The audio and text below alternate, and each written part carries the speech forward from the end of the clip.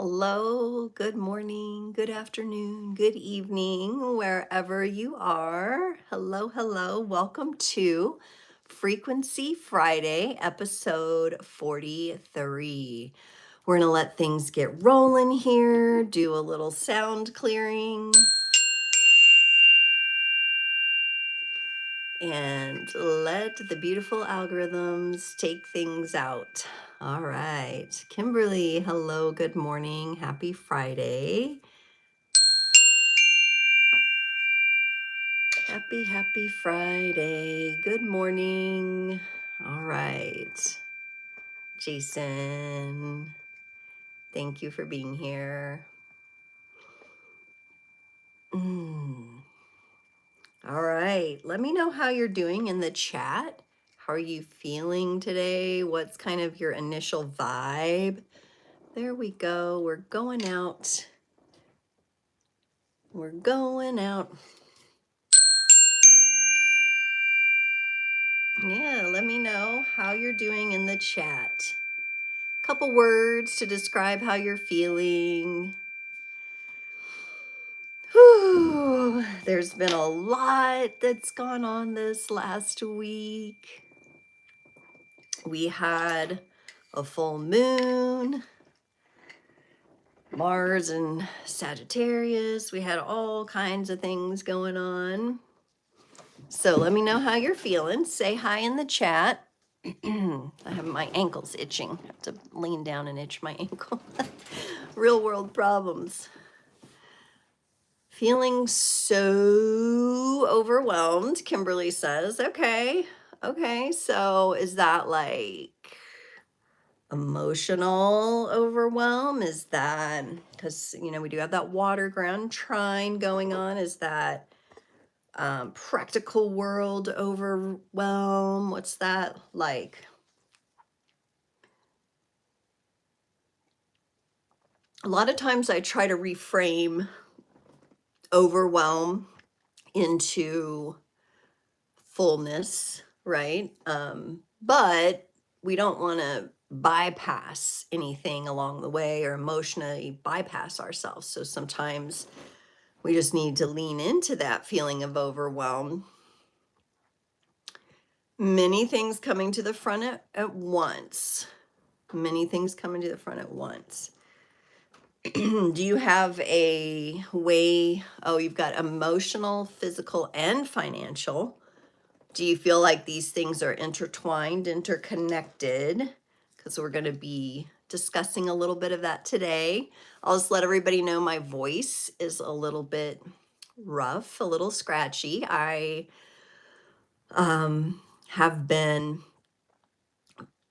battling, working on healing a little bit of a cold that my kids and I got.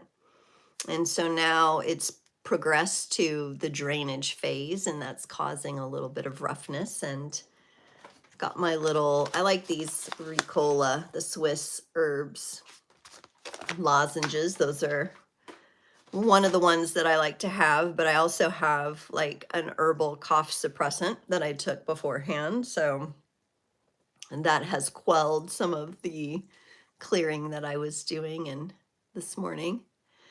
Yes, Kimberly says, yes to all, enmeshed and intertwined. All right, well, we're going to get into some things today that might help you sort through some of that overwhelm so you can pick just one wave at a time to surf, right? Or maybe you'll be paddling out to catch one of those waves, right? Metaphorically speaking. I'm going to put up a question. I'm going to try to put up a question because sometimes this works for me and sometimes it does not, about abundance. And it really is just, what does abundance mean for you? What does abundance mean for you? Or mean to you? So I'm going to put up this question, hopefully. Let me see. Start Q&A. Can you see the question? Let me know if you can see, what does abundance mean to you on the screen? To me, it shows like right here, but you might only be seeing my face. I don't know. I'm always trying to figure out, let me try to move it up slightly. Now I've kind of moved it, but I don't know if that means it's on the screen. So if I go like that, what does abundance mean to you? Let me know if you can see that question. Cannot see the question, you're on your phone. Some people can't, depending on what type of device they're on. But let me know in the chat, what does abundance mean to you? We're going to talk about money, abundance, and self-worth today. These are big, huge topics. And just like Kimberly kind of set us up with what she was sharing, these happen to be oftentimes intertwined and enmeshed together, and it can easily be overwhelming. I think I was going through a little bit of overwhelm this morning too, before my live. If I have too much energetic information coming in or not in alignment with the frequency that I'm trying to create here, I get easily scattered. So Jason, can you see the question on your phone, on your device? Just curious. The question is, what does abundance mean to you? Let me know in the chat. I see some more people have joined. Hello, hello. I'd like to hear from you all because we're going to work with the topic of abundance, money, self-worth today. And I'll tell you why, because we have some astrological transits going on right now that are going to play into that. You can't see it on PC. Okay. What does abundance mean to you? Okay. Gamer, the gamer. Interesting answer. Doesn't seem like it really goes along with what I'm getting at here on my live. Seems pretty de-evolutionary. This is a channel about evolution, abundance, growth, growing ourselves, becoming the best versions of ourselves. So this is a live where we go in and we're talking about real topics here. We're talking about the stuff that you can actually utilize within you to transform yourself. So let me know, what does abundance mean to you? When you think about embodying that in your life, in your person, what does abundance mean? Just kidding. Okay. I can laugh sometimes, but I'm just going to be honest. I didn't think what you said was funny at all. Okay. I'm just going to say it.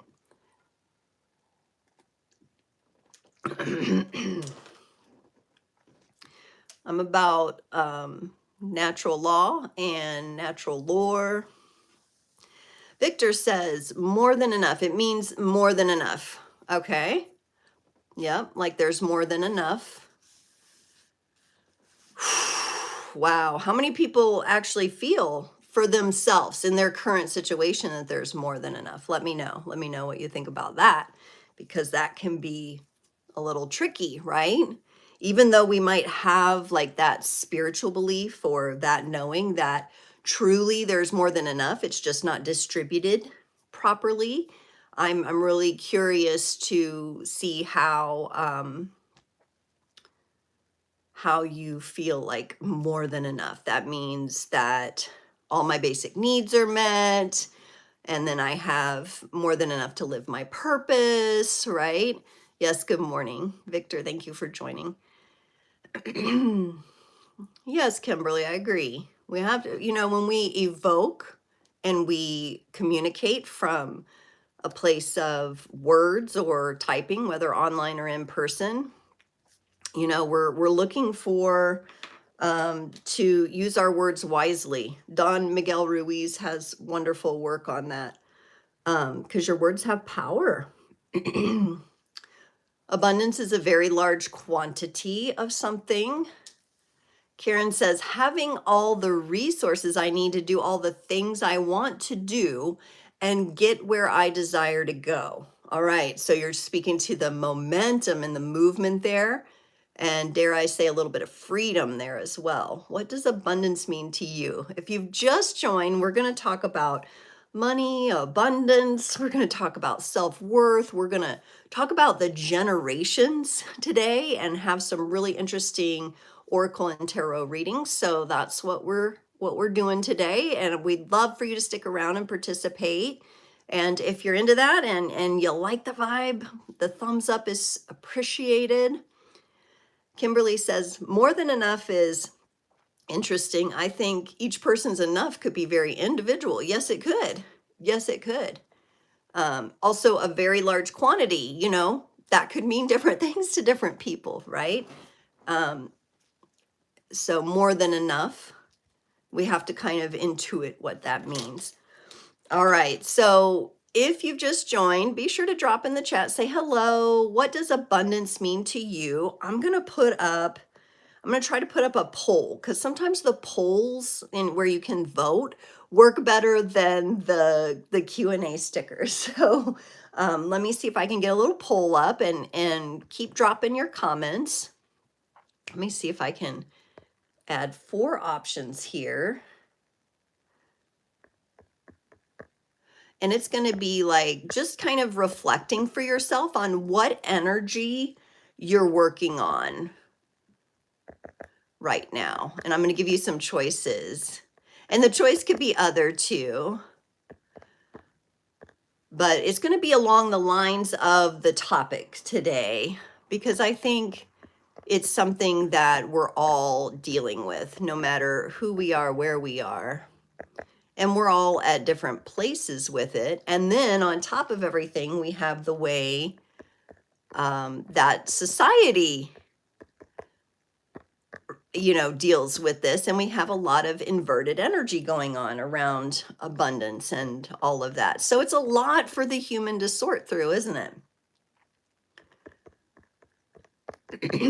We've got some very interesting options here on the poll today. And you can always add a different comment too in the live chat. So if what I'm posting on the poll, I'm gonna hit start. Okay, so what energy are you working on? And we're gonna see, I can see it on the iPad. I see some votes rolling in. Oh, gosh. Oh, yes. So what energy are you working on? Financial stability, self-worth and confidence, trusting the timing, all of the above. Girl Gone's here. Hi, Girl Gone. Yay. All right. So we've got financial stability, right? Because that's, gosh, got to have that in place, right? We've got a trusting the timing. We've got all of the above, several people, all of the above. Self-worth and confidence. Okay. All right. So nobody's really feeling like, yeah, I got to tackle that at the moment. That's good. That's good, because you're creators and a lot of you are doing work consistently to work on those energies and, you know, integrate. So the last tarot and tea that I posted on Tuesday, and if you guys are short on time, there's timestamps in there. You can go to the exact spots you want to go to, which is really, really cool, because you don't have to, you know, or if you want to revisit certain parts. I talked a lot about integration and how I was really picking up a lot of people might still be focused on healing and releasing, but actually they're at a phase of higher mastery where they're learning to integrate the new versions, the new energies for themselves. So Ashley's here, Pramod, Shadran. Oh, thank you, Divine Pramod. You're so sweet. Thank you. How nice and pleasant. Love that. Welcome, welcome to Creators on the Crest and Frequency Friday. So there's a poll up, and I think people can see it because they're voting. We've got kind of an equal result right now on financial stability and all of the above. So people are vibing with these energies. And so let me go into just a little bit about where these energies might be coming from, right? Or why excuse me, these energies might be bubbling up for us right now. We have today, as we are sitting here conversing and in this space, we've got Uranus going retrograde into Taurus. Okay, so this is Uranus's final visit back into Taurus, and it will be retrograde from today, 11/7, to February 4th, 2026, because we're working with one of the outer planets, so you know the travel time's a little longer. And then it will station direct until April 25th, 2026. So if you like to kind of mark milestones on your calendar, Uranus retrograde in Taurus, right? So all of this, we've got the planet Uranus, we've got the sign of Taurus, and then we have the retrograde, which is like a revisit kind of action. Mark your calendars. It will be direct until April 25th. And then it's going to move into Gemini in 2033. And unless there's some major changes in, we find the fountain of youth, most of us will not be alive when Uranus enters Taurus again. Some of our children may. It's going to be 84 years before this transit takes place again. So for those of us and the ripe half a century older, older folks, we are definitely probably not going to see that again, but you never know. I leave room for magical things to happen, right? It's a long time. So how's it going to monkey my life? Karen says. Ashley said, I voted in the poll, but how do I make it go away so I could see? Let me end the poll here. I know it used to, just appear in the, like, it would flash and then appear in the chat. So the world may never know how YouTube does the things, but I did get to talk to them. I had a little interview with a lovely lady named Sophia from YouTube. Hi, Sophia, if you're out there. And she, I shared some feedback on the live experience. So they really are asking creators about how they can make things better. I think sometimes it's just the interworkings of things that just, it's not Sophia who's actually checking on these things personally. She's just providing the feedback. So, and we're going to talk about how Uranus retrograde is about to monkey your life. Yeah. So, yep. Okay. So now in the chat, you should see the votes and where a lot of us are at financial stability. Yeah, Ashley, I think it did used to disappear when you voted, or it would like switch over to the chat. That's what's interesting. I think it did do something different the last time.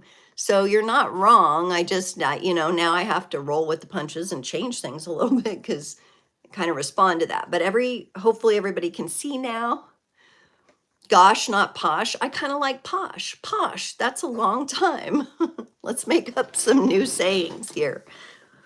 Yeah, it's a long time. So we got this Uranus retrograde until February 4th. So whatever you just voted in the poll, Uranus coming in a retrograde is going to have us revisit all that we have learned about money, self-worth, and stability since 2018. So think about what's been going on for you since 2018. So if you think about 2018 version of you, and here we are in 2025, and we're going to carry this through until the retrograde until February 4th, then it'll be direct. So I'm guessing Uranus being in retrograde, Uranus being the planet of surprises, things like kind of happening in a shocking way, those tower moments.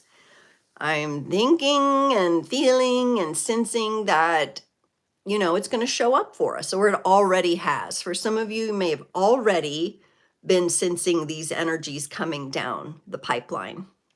Sometimes, depending on your chart, you'll sense them sooner or you'll deal with them sooner. So this is a revisitation, this is a reflection, and then my sense is that February 4th to April 25th, where it's direct, that could represent, if we're looking at the higher octaves of Uranus and Taurus, it could represent a financial breakthrough that results in stability, okay? Because Taurus is about comfort and stability. It's about some of the things that you all put in the chat, you know, feeling like you're having more than enough, however that's defined for you, right? Or having the freedom to move and to do the things you need to do. I think Karen was speaking to that freedom aspect of it. So Uranus kind of brings those breakthroughs, those shockers, right? But that's why we become aware of it, so that we can work in alignment with the energy. We want to work in alignment. So thinking about the 2018 version of you, because I, for one, was at that point still working in the corporate world, right? What were you doing in 2018? I was in the corporate world. My daughter was like 2. I had been really consumed when she was young and a baby with the Standing Rock. Remember Standing Rock? Water is life. That thing. I did not go there because I had a young baby and I was breastfeeding and I needed to be home and I didn't want to leave her and I didn't want to take her with me someplace that might have issues, you know, with like sound percussion things and all the things they were doing there.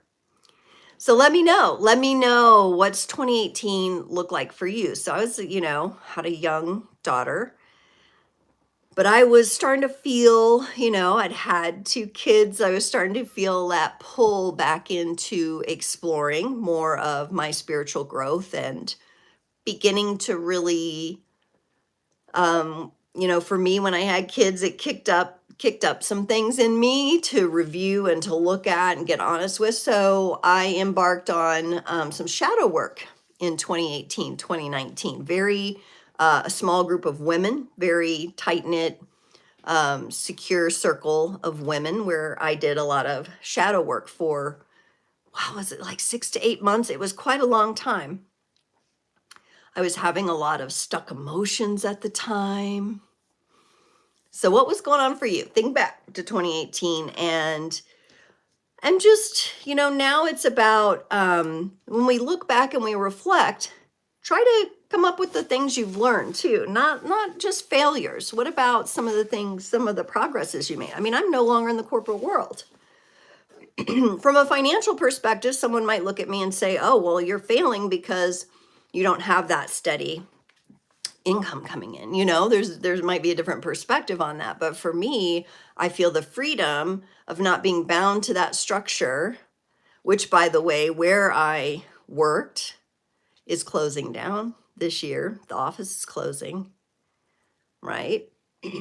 So from 2018 to now, because I think that Jason and I both exited that corporate arena in July of 2022. So a lot has shifted, a lot has changed. Think about it for yourself. All right. Just a few quick reminders that I forgot to mention in the beginning. We have the upcoming Q&As where you can come live and ask a personal question on November 16th and December 14th. Those are the last 2 live Q&As of the year. I'm trying to get in a position where I have, like, on the Sundays that I won't be there, there will be something put out for everybody, but I can't promise that right now because I don't know how things are going to look. Let me get a sip of water. And then just a reminder to everyone who's a subscriber too, be sure to watch for the post, the community post and the shorts. And let me know. A lot of times I do midweek polls where it's kind of fun because you get to vote on the polls. And then I think you can also, if you're a subscriber, you can also post in the community chat there. So it can create some engagement. Or if you have like your favorite quote to share, you're reminded of something. I think you can have some interaction there, whether you're responding to me, but I think you can also, there's also opportunity to post in there. But I haven't tested that 100%, but maybe some of you who like to test out things can check it out. Ashley said 2018, had 2 young children and life's challenges were coming to a head. Everything changed for the better in 2019. Spirituality, self-awareness, health, and everything. Wonderful.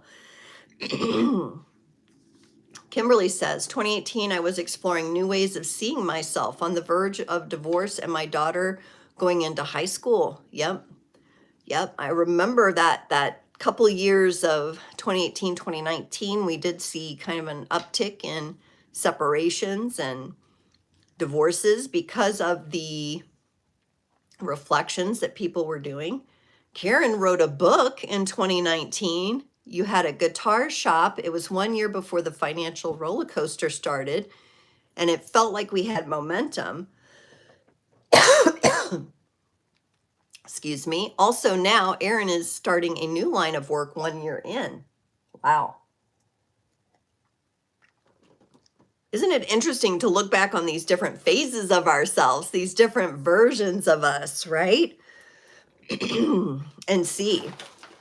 All right. So thank you for sharing. And I mean, this is part of, if you're already reflecting back on where you've been from 2018 to now, this is the work. You're already doing the work. You're already vibing with this retrograde and beginning to reflect on that. I might put a little lozenge in. So if my cheek gets chipmunky, that's why. I just need to let some of that relax my throat so I can get through today. And we're going to get into the oracle reading now. Woo-hoo. I love it. I'm going to make a little, I just looked at the timestamp, so I'm going to make a little note. I always go back after and double check them, but we're going to ask the question for our oracle reading. So now is where you get to, you've done some reflection. Let's receive some helpful messages as to how we can anchor this abundance and emotional security, right? So we want to anchor abundance, whatever that means to us, how we're defining it for ourselves. And don't be afraid to get specific if you want, but also if you just need to go with more of a theme right now, do that. I'm big on not pressuring yourself into one direction or another. It's just what your greater being is telling you, okay? And then as Uranus completes its Taurus cycle. So let's make the most of this, right? Let me just look at something real quick. So we have Taurus that wants to be grounded, secure, comfortable, sometimes has trouble getting outside of the comfort zone, right? Wants to be comfortable, wants to be in that feel good, sensual. Woo. I just wanted to read a little bit about Uranus. Okay, so Uranus energies.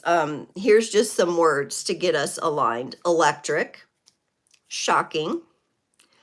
A lot of the Uranus energies can be packed full of changes for you.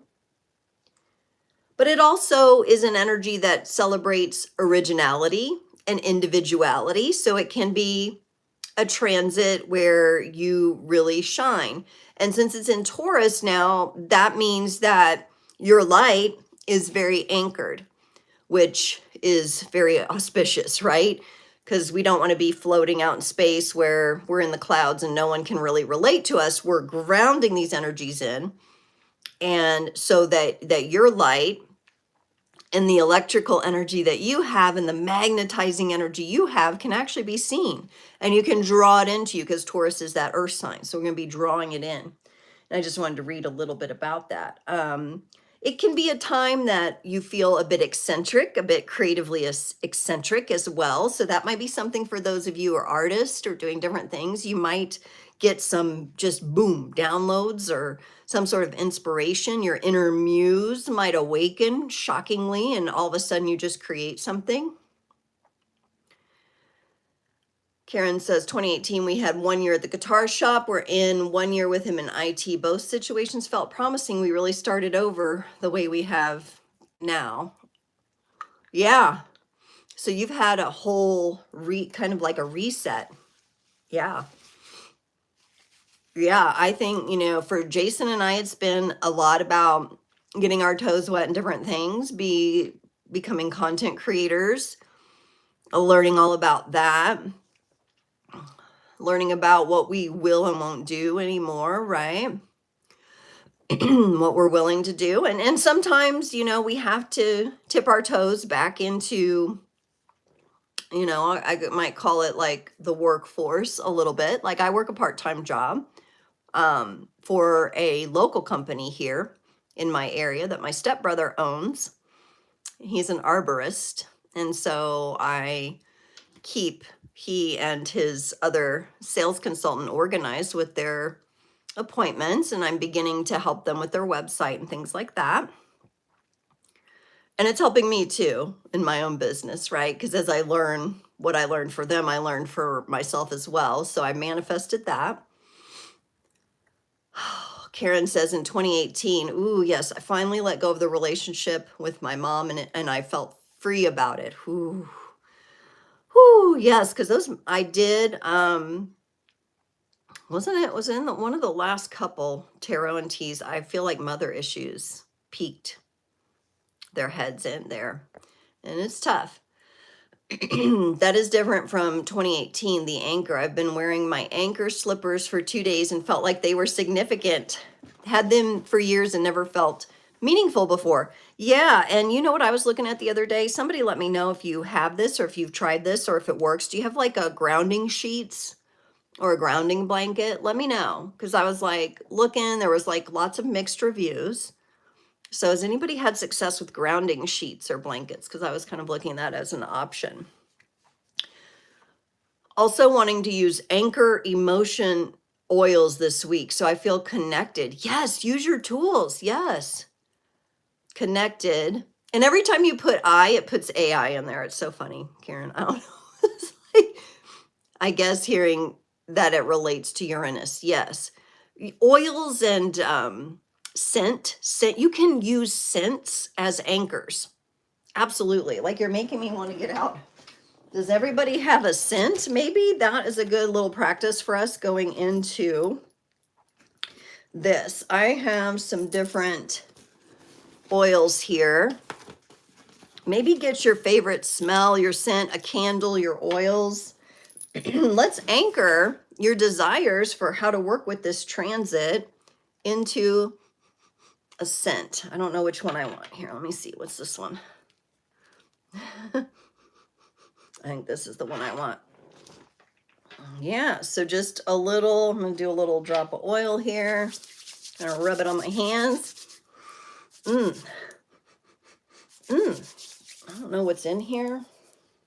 Copaiba? Is that what it's called? Kind of what it smells like.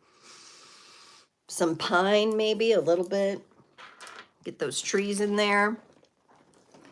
Yeah, so get your favorite tools. Get your favorite tools out. And let me know. Do you use smells, scents as an anchor? Do you use symbols like the anchor itself? Right? So yeah, let's anchor ourselves in. When we're anchored, we can really, from that place, have create our energetic stability so that we can work with these different things. And that way, if something shocking or surprising happens, whether it's collective or to us personally, we can navigate it with a bit more ease and grace. Copaiba. Yeah, I know I didn't say it right. Copaiba. Did I say it right now? I love the smell, but the pronunciation gets me every time. So let's start off with, since we're talking about relational energy, we're going to go into the sacred geometry of relationships oracle, and we're going to begin the reading here. So let me know. Karen gave us her kind of tools. What about y'all? Kimberly says you use Ground Luxe. Okay, so that's the grounding sheets or the grounding blanket type brands. Okay, let's check it out. I've heard they're helpful, but I've never got to try. But I would like to, because any help I can get in sleeping would be great. Very interesting that the relationship we got here, energy, is number 17. the divine masculine. And I pulled out my divine masculine and divine feminine decks today because we're going to be using those. And it says here, the frequency of the divine masculine supports our active, focused, and strong side, facilitating our capacity to transform our dreams into form. So let me let you look at that card. And it's just interesting. Karen was talking about her husband, which had me kind of reflecting on Jason. Thinking about the masculine in your life, this could be also representative of father energy. And since we're getting into generations, this could represent paternal line energy is going to come up for some of us today. Okay. Karen, happy early birthday. The 17th is your birthday, and we got 17. Divine masculine can also simply represent your active energies, how you're putting your dreams into motion, into action through your will force into the world. So Karen, a lucky number for you there as well. Supporting the active, focused, and strong side. I've actually, excuse me, I've actually been wearing the rune Uranus, which means strength. Well, that's one of its meanings, courage. And we're going to talk about a few of the runes today. This is the one I'm wearing right now that I've been working with. So you guys remember I had like last week when I was the Halloween episode and I was struggling and I had the migraine. I was wearing that Moldavite. The Moldavite has been, AM was like giving a lot of good advice, like put it in the dark for a minute and then like get it cleansed. And then it was cleansed with the full moon, recharged with the sun, but I haven't put it on quite yet. I haven't put it on quite yet. I wanted to really, yes. And this is, doesn't it look like an anchor? It actually represents Thor's hammer, Mjolnir, but it does have the appearance of an anchor. So yeah, we are using our tools. Sometimes like I just started wearing this because I did a tarot read for myself. And I want to let you guys know, this is the tarot journal I use. So if you're interested in, you have your own deck and you want to kind of do your own journaling, I love this one. It's called the Wiser, but it's spelled W-E-I-S-E-R. They have there's recommended spreads, and then they have a whole bunch of space where you could do your own spreads. Okay. And then in the back, they have the little stickers of the tarot that you can use. So this is the one I like to use. And I was doing a tarot reading for myself and the strength card came up and I was like, and immediately, immediately after that, I was walking in my bathroom area and I have like a place where I have some necklaces hanging and this one like jumped out at me, this Urus. And I was like, I need to wear that for a while. So I'm just following my inner guidance with that, right? So just let the tools work with you, speak to you, et cetera, et cetera, et cetera, right? Let them come into your life. Okay, so we have that divine masculine energy. So that does indicate some sort of action. Let's start thinking about when it comes to money and financial abundance for ourselves. And we think about how overwhelming at times that can be, right? Let's go ahead and think about the steps we can take, even if they're a baby step. Because remember, Taurus kind of likes those baby steps. Let's not shake things up. I already got Uranus, pushing down on me, like shocking change. And I feel that. What's that baby step that you can ease a little pressure on yourself? Is it that conversation to ask for a raise? Is it rebudgeting? Is it checking to see if you could start a high yield savings account? Is it you're looking at your investments and maybe you're selling some things and buying some things, some trades. Maybe you're looking at your crypto portfolio. Whatever it is for you. Or maybe you're just going to learn about one of those things because you don't know, because they don't teach you. No one teaches you this. You have to go out and learn it yourself. The card reading on the tarot, last tarot and tea, you got the message to find hidden inner strengths rather than focus on what you were lacking. Yes, absolutely. The lack can be sometimes easier to see for some reason. I don't know if it's just the way that the effects field is going through so much evolution right now. And, you know, certainly there's a lot that is shoved on us and shoved down our throats that is very heavy in that lack energy. And it can subconsciously program us, you know? I mean, we're aware of it because we're creators. We're aware that that's happening. So we can take measures to protect ourselves. But today, I think what we're going to go deeper into is the ancestral. We're going to go into the generations. So with this divine masculine coming up, I think, you know, that's going to be the paternal line. And maybe there's something in that too for you, Karen. Maybe it could be connected to your inner strength, something that if you think about your father and grandfather on his side, are there some qualities there that are strengths? Looking at that, you know, can we look at that even if we don't have the best relationship with that part of our lineage? Can we look at that and pull out a strength? If it's in them, could it possibly be in us? That doesn't mean we're going to be like them. That doesn't mean we're going to act like them. But how can you draw on the essence of the stronger energies? We got a nice message here from the Sacred Traveler oracles here. Rainbow blessings. This one is pretty much just like a showering of abundance. It's like you found the pot of gold. Blessings are showering into your life.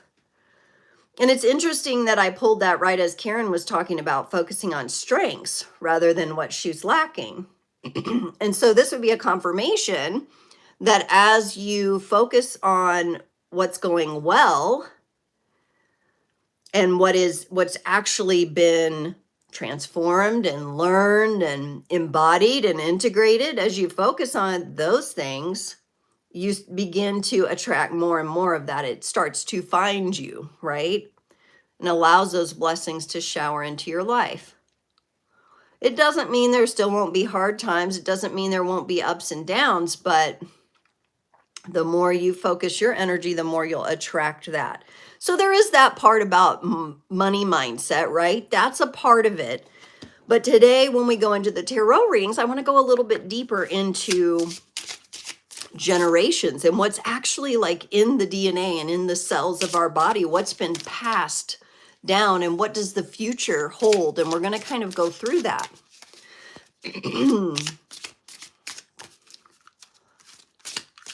They were both entrepreneurs, successful ones. Who was entrepreneurs? Oh, your father and your grandfather, I think. Is that what you're talking about on your paternal?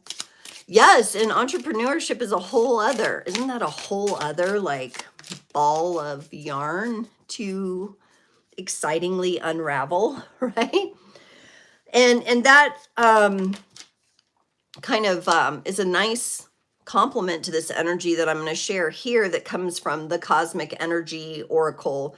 Bravery. Face the unknown with bravery and trust your steps. So this is a very nice message for those of you who feel a little rattled or feel like things are disintegrated somewhat or are having a hard time anchoring into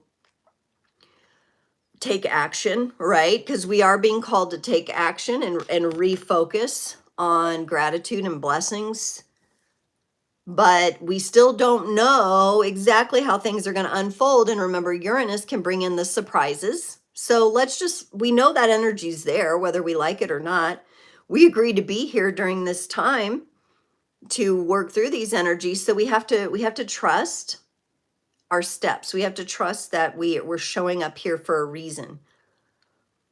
And so this is that brave heart energy. This is that lion heart. This is where we gather up our courage, right? To go ahead and move forward. Even if it's just a baby step, remember? We got a step. Hello, REM Dream Afterlife. You are sharing that you feel motivated to take action, but I know I just give up all the time. So that motivation is for nothing because it's just temporary anyway, and it's always been that way. Okay. And you notice when I started reading yours, I felt the need to kind of put my hand on my heart and kind of like really tap into some love there for you and for myself, because I can relate to what you're saying. And so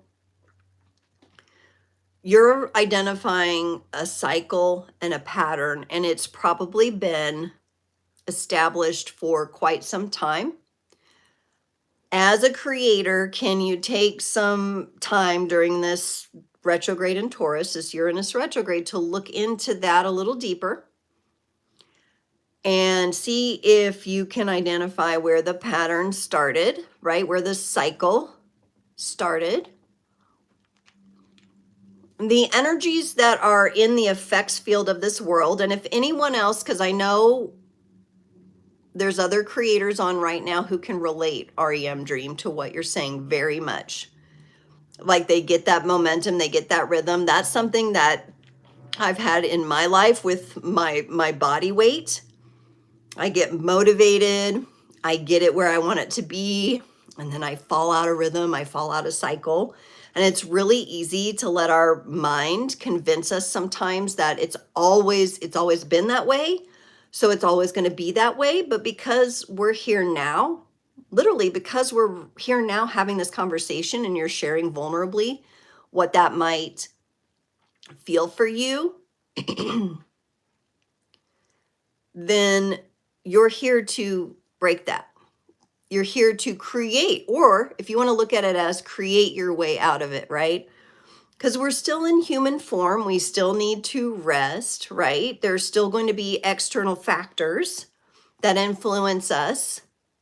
So, and for me, it's my cycles and things like that affect me, my motivational levels. So where can you find, or is there a light you can illuminate on the tenacity? Because you're here, you're showing up, you're sharing. That's momentum right there. That's motivation. You're motivated enough to share vulnerably. A lot of people can't even do that. So if we want to kind of expand on those blessings, let's look into that. And also releasing the judgment from the mind that you have to be on point every day. You have to be perfect. You have to do it this way. And if you're not in that space, it's not okay, because that's untrue. You need rest. You need downtime. And, then the ability to kind of sort through and look at the actions you're taking. Do you need to step differently? I'll just mention, I'm not saying this is your case, but I know for me, it's about I'm moving, I'm stepping, but folding the laundry isn't what I need to do. I need to be working on my website.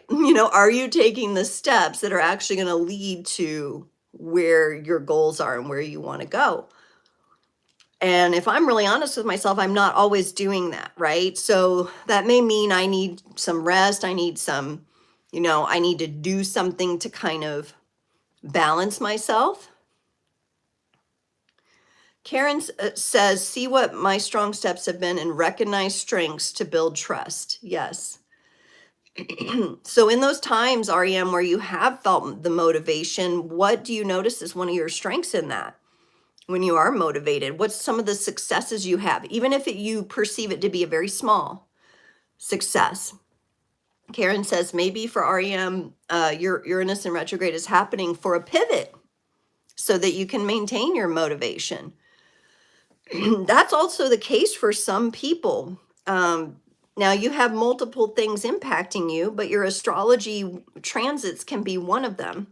It's just like some people don't find that lasting love until later in life, right? That's just, they have to go through other experiences first, or it's just more auspicious for their soul to have one part of the journey and then later in life have another. But if you go those decades kind of fighting the cycle, it can be, a little bit draining and a little bit tiring. And so it's Makes it easy to give up. But you have to make a determination that you're going to be tenacious and stick with it, no matter what. Karen definitely feels like things in your life have been steady progress until 2019, 2020. Okay. Yeah. I don't want to open this can of worms too far. The way the energy felt to me when everything went on the close down, on the shutdown, there was a massive amount of chaos and fear, magic released at that time. Kimberly might remember, I think I was doing like a little beta team, and we were kind of probably like at that time, like, you know, supporting one another, but wrapping up.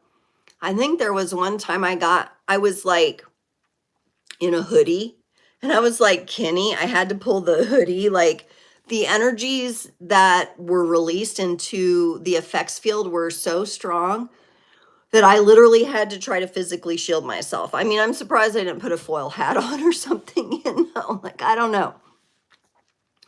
It was just a lot. That collective energy did rattle us. So, you know, we're looking at this Uranus transit being very close to that shakeup. And that destroyed a lot of small businesses. Remember, a lot of people had to shut down, a lot of brick and mortars, a lot of connection in the real life. Karen says releasing perfection has been a theme. REM says, I feel I have a lot to offer the world, but I just give up all the time. It's triggering to me if I don't do something for others on a large scale, because then I don't feel like I have a spiritual purpose. I feel that. And you probably are called to a larger mission, a larger responsibility. That could also, REM, be, have you ever explored that could be connected to some past life wounding? Especially if you haven't identified anything in your upbringing or your lineage that you could have, you know, maybe been a leader on a large scale in the past and not achieved what you wanted to achieve. Been killed for that or something like that, right? There could be some wounding there to search on. But I'd also like to say and share that you affecting change upon yourself, first of all, is extremely powerful. It just takes time, and there's a lot of dynamics, energetic dynamics happening for us to have that reflected back in the effects field. So can you think of a time where that did get reflected back to you in a positive way, even on a very small scale? Because if you're constantly putting the pressure on yourself for it to be huge, right? Not realizing how big it truly is for you to change that within yourself first, or to shift that, or to embody that. Don't underestimate, is what I'm saying. Don't underestimate your own value. And doing that for yourself first, and then maybe a few other people, and not trying to control those energies, right?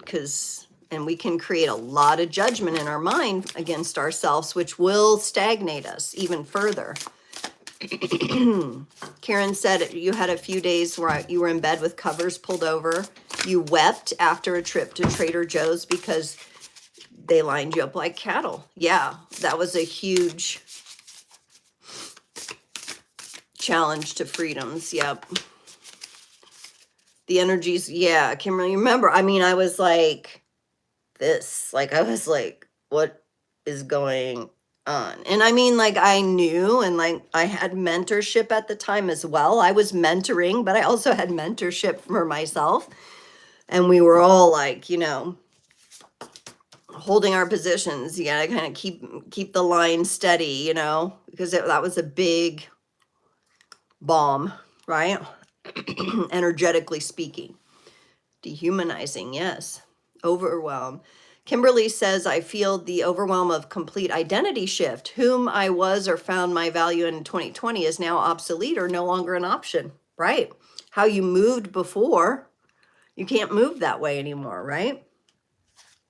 Guess what we got? And I think this is maybe a little bit of a permission to connect and align with the universe and let ourselves be carried. We got number 14, the drifter. This is from the Shaman's Dream Oracle, experiencing life as it comes. Now, I wouldn't say this means just drift along and hope things work out, right? We still have to do the inner work, but we also have to know when to let the universal winds carry our sails, right? Carry us to those calmer waters. We don't want to fight that energy. Why can't I get that focused? There we go. Experiencing life as it comes. And, you know, that's going to take a little trust because we have to release the control. We have to release the control, right? Whew.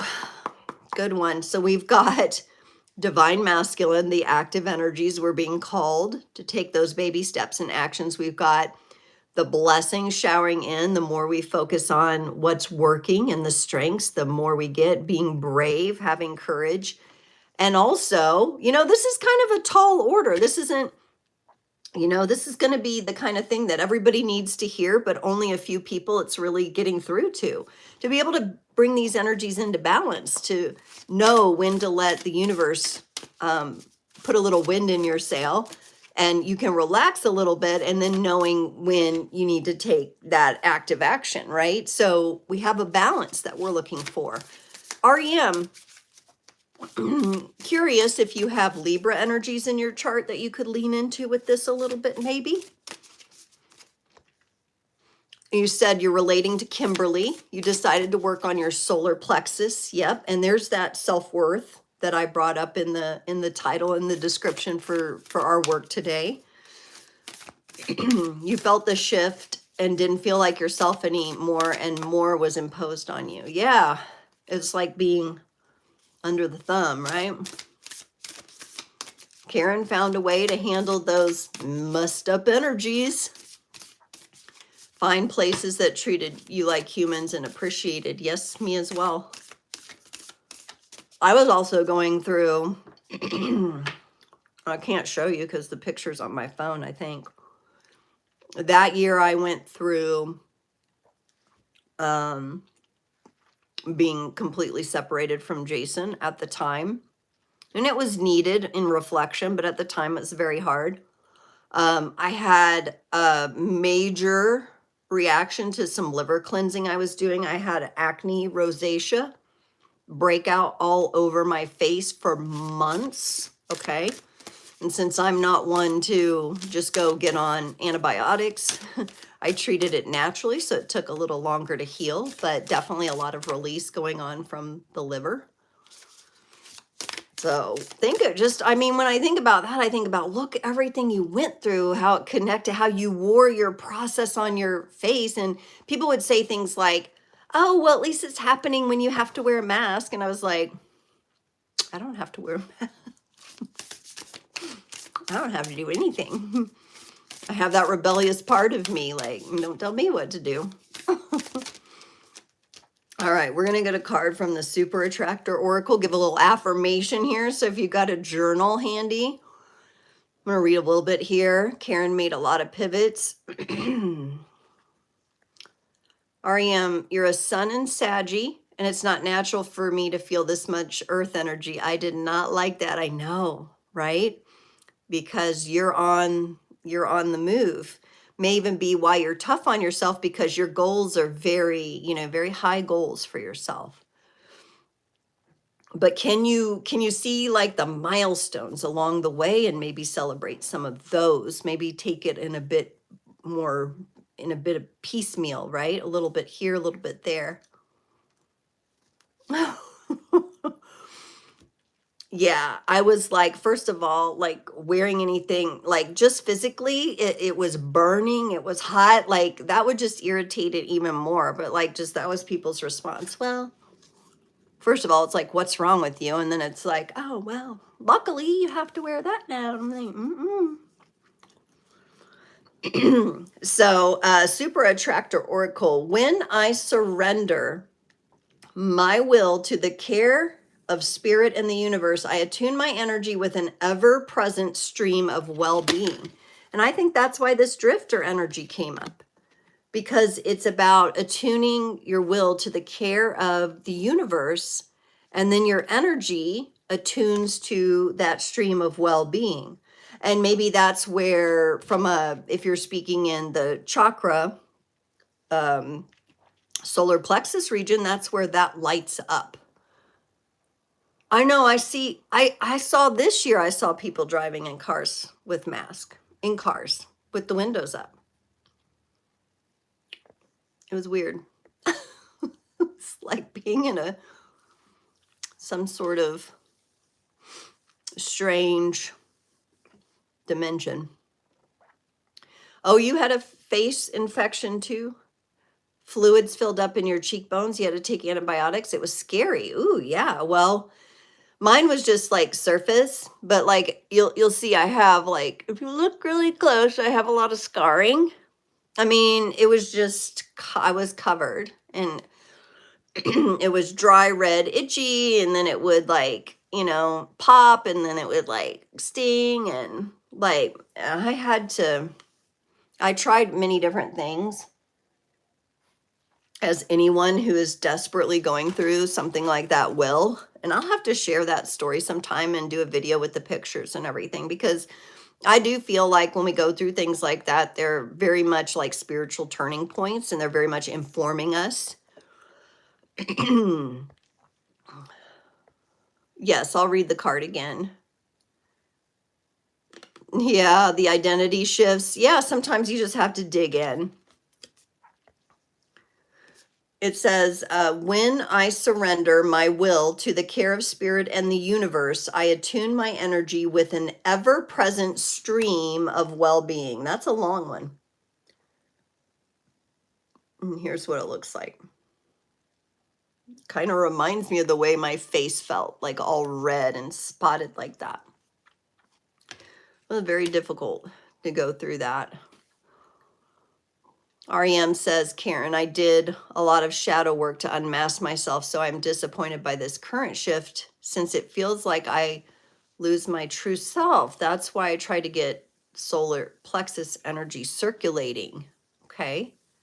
So you're focused on that, which is good. And we'll see. This is where Karen had a similar paradigm shift Wednesday morning, cried all day, and it was rough. Yeah, we don't want to underestimate that some of this stuff, and I don't want to water it down. Some of this stuff is really hard, y'all, to work through. And in the moment when you're going through it, it's just, you can't breathe, you're crying, there's nothing for it. Like, but REM, I'm wondering if, you can look to other areas of your chart to relieve some of that Sagittarius energy that's constantly pulling you to the universe blow my mind type goals. Because one of the most helpful things that I learned about goals is, can you set a goal that's like, of course I could do that. Of course I could do that with myself, or I could do it with a few friends, or I could do it with this small group. And then you can do, like, that's a milestone. And then there's a stretch goal. Now, this is going to be a little bit harder to reach. I'm going to have to work a little bit more. I'll have to do this. I have to carve out the time, whatever it is. But that's my stretch. And then, like, up here is the universe blow my mind. Like, if I reach this level and I reach that large scale, that is really what I'm going for. That's really, so if you can look at each of those points as a star, as you're like achieving star level, because you're aiming very high, right? So that's a star level, and then you level up from there into the stretch, and then you level up from there. It's kind of more like, you could consider it maybe even like a blossoming. I barely have any friends, but I want to have friends. Friendships have changed. A lot of friendships are falling away. This is a very natural time for friendships to shift. I think I've recently shared, Kimberly and I had a conversation with her about this, about how friendships are shifting. Myself in friendships are shifting. Kimberly and I have been lucky to know each other since 2012. And as each version of ourselves opens up, we we remain acknowledging each other from those new places, and we have kind of this golden friendship. It has an ease to it, but we have other friendships that maybe are in our life to challenge us a bit more. So, you know, not every friendship is super easy. Sometimes friends come in and out to assist with some of, like, stirring things up, right? Yeah. Yeah, the tarot and tea, that was very interesting because it was something that had been coming up. I'd been like kind of like sensing that, and the integration. And I think sometimes you're doing a lot of work, but because you hold yourself to such a high standard, REM and Karen, all of us, we hold ourselves to that higher standard because of our awareness, that sometimes we tend not to recognize what we've really done, what we've really accomplished, and how amazing that is based on what we deal with, right? So sometimes what might seem smaller to us is really larger than we realize. And I feel that too from oftentimes when I tap into ancestor energy and energy from the other side, which is going to kind of carry us in next to our breakout readings. And so we got some good ideas for how we can anchor in abundance and emotional security. We're also acknowledging that it's going to be a journey. It's not going to be just all roses and rainbows, right? We have the rainbows there, though. We do get to enjoy a little bit of it, but there's other times where we have to be brave and just keep stepping through the energies. There's other times we kind of release to the universe and let it carry our sails, and we surrender, right? So how to find that balance. And that's why I was asking about that Libra energy, because Libra energy, which is, we also have that 7th house. So you can look in your astrology chart, see if you can pick out 7th house or Libra energy. You might be able to lean into that a little to help yourself feel more at peace and feel more in homeostasis as you work toward the bigger dreams that you have, right? And a lot of times we set our sights on those big goals, and then life comes in and says, the universe comes in and says, your greater being comes in and says, oh my darling, you have to release this. For me this year, it's been people-pleasing tendencies. I'd worked through it, I was aware of it, but it hit me in a major way this year on a deep subconscious level. So even knowing, like, I could have like been like, and at first I was like, oh, not this again. Am I still carrying on to this, holding on to this stuff? And yes, I was. And I had gotten down to the deeper parts, right? And I was excavating that. And even now I'm still, there's those last little blips where I fall into that, you know, because your body has to catch up to everything as well. Lots of grace. Yes, the aftermath of that big full moon. Very bright. All right. Let's get into talking about the breakout readings. I'm going to put up a question here. Hopefully you'll be able to see it. I know I could see it on the iPad, but I'm going to say the question as well. But I think YouTube enjoys when we ask these questions, and they are fun. I mean, if the technology works, right? Which generation are you representing today?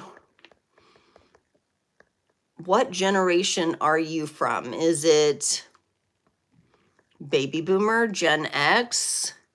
Do you know the name? And I'm going to have to abbreviate generation because there's not enough room to type the whole word. So let me know.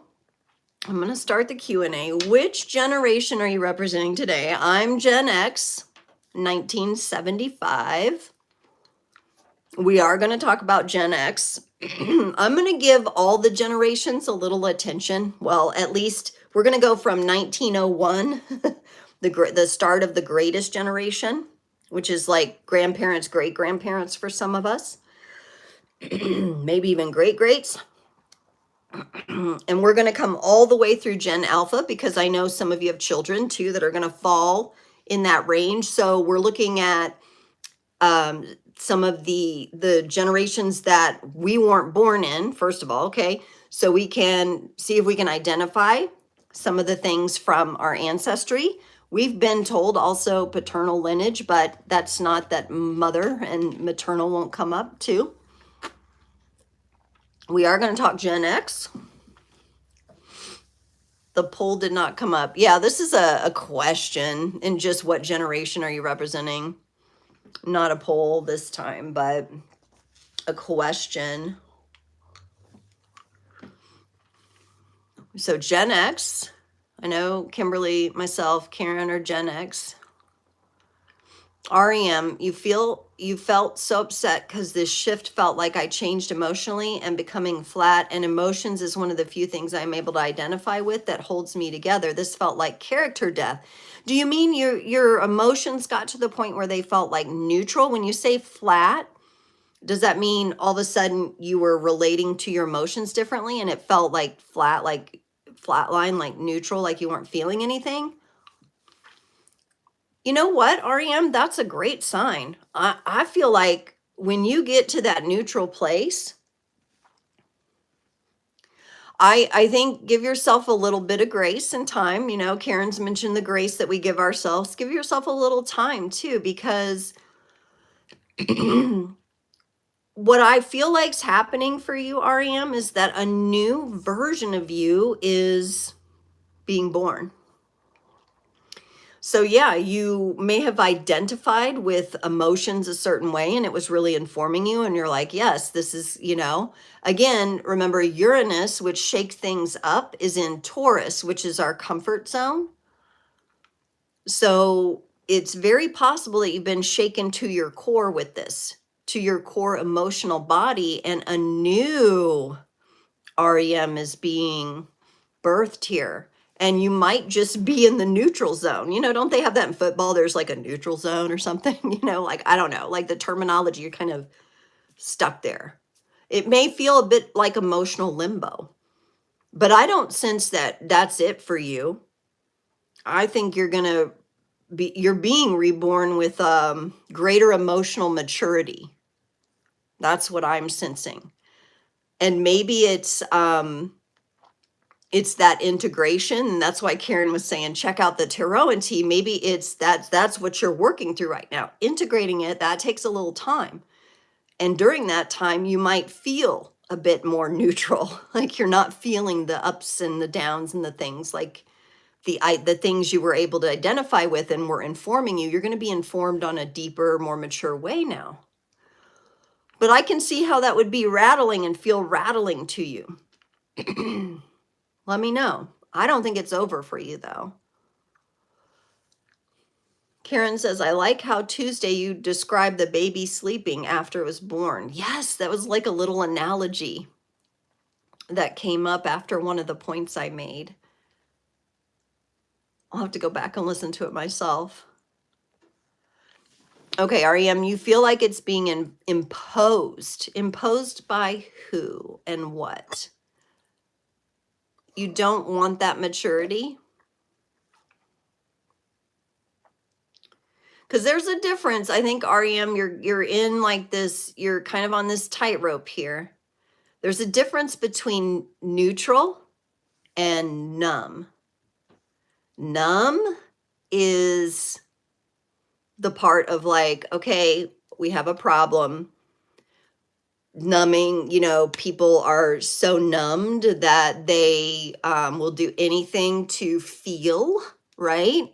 That can be that unhealthy dynamic. But neutral, the recognition that you are maturing, whether you like it or not. You may not like it, but is it possible that your vessel is being, cleansed? I'm almost sensing like, okay, I'm just going to use an analogy like a car. You know how they have to flush the radiators sometimes? Like you get a bad radiator and they flush it to try to like just clear it out. And then like put the new fluids, the new emotions in. That one card was about pause and grace and rest, the chick with the sickle. Yes. And I'm wondering, REM, if you could just be in this place where it's neutral and slower. And you said, no, without emotional depth, I am no one. But how do you know you're not going deeper? That's my question. How long has this been going on?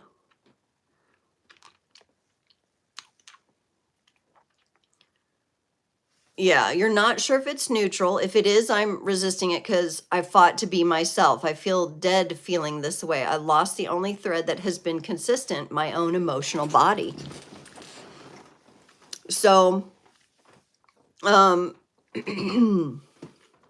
that's, I think, honestly, what you're going to have to figure out, what you're going to have to sit with is because you might have even mentioned earlier, this feels so empty, I get angry. Well, anger is an emotion. That's something is there that wants to be, this may be, your shakeup may be neutral, but I think you'll have to get really clear if you're numbed from a place of something unresolved emotionally, or is this an opportunity for you to up level your emotional body? And I think that's where you have to get to. The fact that you're having anger tells me you're having emotions. There's emotions there. There may be deeper ones underneath the anger. You miss euphoria. Well, damn. Don't we all? I mean, yeah.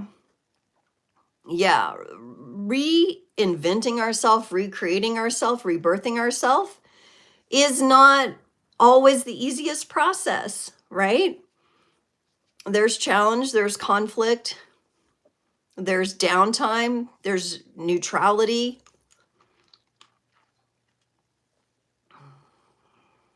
If there is an empty space and drainage under our roots, they get too moist and rot. Yes, like an overwatered plant in a container where that cannot be released, right? Yeah. Yeah. And, euphoria, we're at a point in our, we're meant to be experiencing more than that, right? We're not in we're here as humans on the planet having a human experience. We're not an ascended being at this point, or there might be a version of us that we can connect with and experience, but I'll leave the possibilities open. But I also just want you to be able to love and accept this part of yourself right now. I felt very heart connected when you first started sharing. Yeah, isolation can have that effect. Right, right.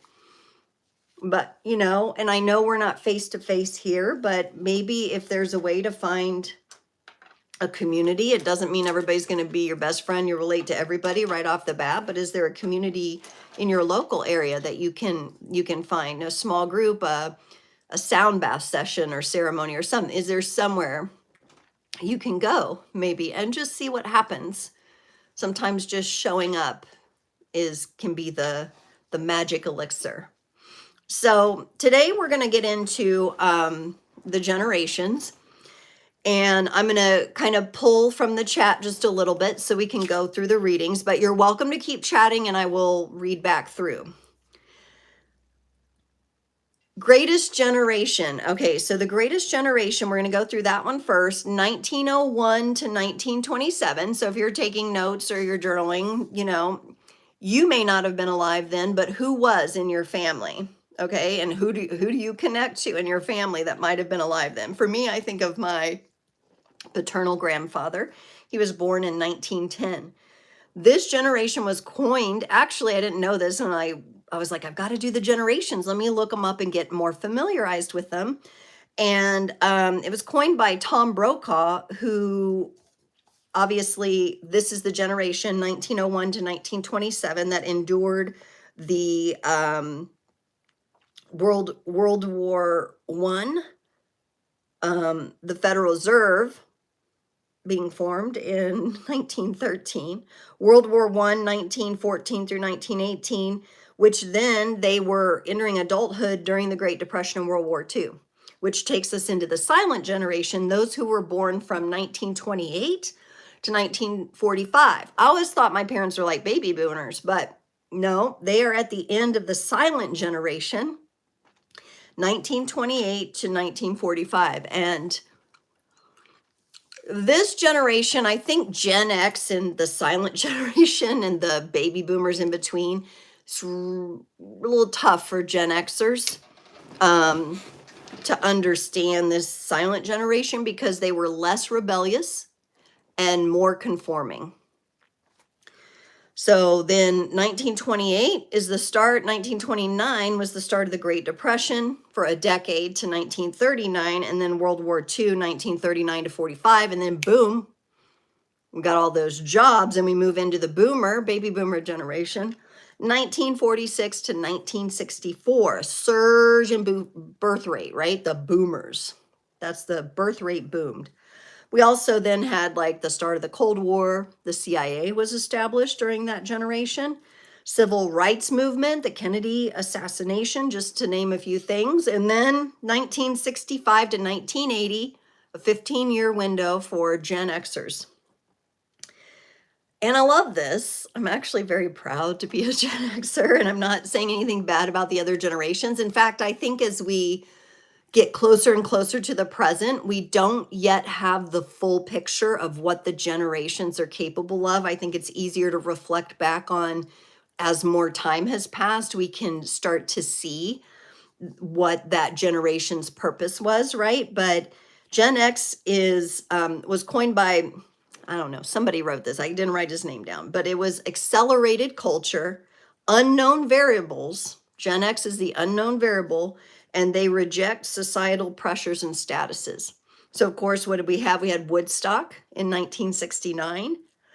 We had Martin Luther King, and sadly, his assassination in 1968, Watergate. A lot of things were going differently. We had the whole hippie movement come up and fizzle out, right? Maybe just leaned in too much to some destructive things, and lots of influences, right? We're talking about lots of influences. Interesting. Then we move into Gen Y, which I think there was like the logical Gen X, and then it goes to Gen Y, but also coined the Millennials because of their coming up into, they're growing up closer and closer to the year 2000, 1981 to 1996. The ones who will graduate at the millennium are the Millennials, right? We also had the Gulf War, the rise of the internet, the Y2K, the computers. You guys remember all of that? Like, remember when an email would take a week to get to someone, and now it's instantaneous, right? 1981 to 1996, that's, again, very short. These are short time frames, really. And then into Gen Z, so some of us begin having children, Gen Y, Gen Z, 1997 to 2012. Again, Gen X, Gen Y, Gen Z, they kind of just use a logical order. I wouldn't be surprised if some of the generations get renamed down the road. I think Gen X will remain X because it was kind of like that X factor, like the X-Files, right? But Millennials and Gen Z, I think more is yet to be revealed about their impact. Of course, Gen Z is when we had the actual turn of the millennium. So some of them were very young when that happened or not even born. September 11th, the Afghanistan-Iraq conflicts, the Hurricane Katrina, and some massive tsunamis also happened during this time in Gen Z. So there's some massive energies that I think will still be revealed, right? And you guys, yeah, Karen, I can see you're already, you're dropping in a lot of additional things. I just wrote down a few factoids. So you guys are going to remember and know that, oh yeah, this was like the feminist movement or this or that, these kinds of things like were brewing and getting going in this time. So yes, feel free to drop those in the comments as well, because that can help some people relate. Then now we have 2013 to present, Gen Alpha. And we've gone from the XYZ, the Latin alphabet, to the Greek alphabet, okay, with the alpha. And of course, pandemic, the Snowden, remember Snowden coming out with the releasing all those files. Okay, so, you know, and again, that's very new. Both my kids are alpha gen kids. Some of you would be on a cusp. So if you're on the cusp of those years, you may have influences of both. So the cusp would be 65, 60, 64, 65, 80, 81. You could be a cusper there. And then for kids like 96, 97, I say kids because I am half a century old, but for some of you, it's like, but I'm an adult. Yeah, you're an adult. Okay, so 96, 97, 2012, 2013. Those are cuspers there, okay? Yep. Yep, it was in the 80s, that millennial generation, that the needlecraft was really strong, right? Really coming up, and they start increasing all that. Right. Mm-hmm.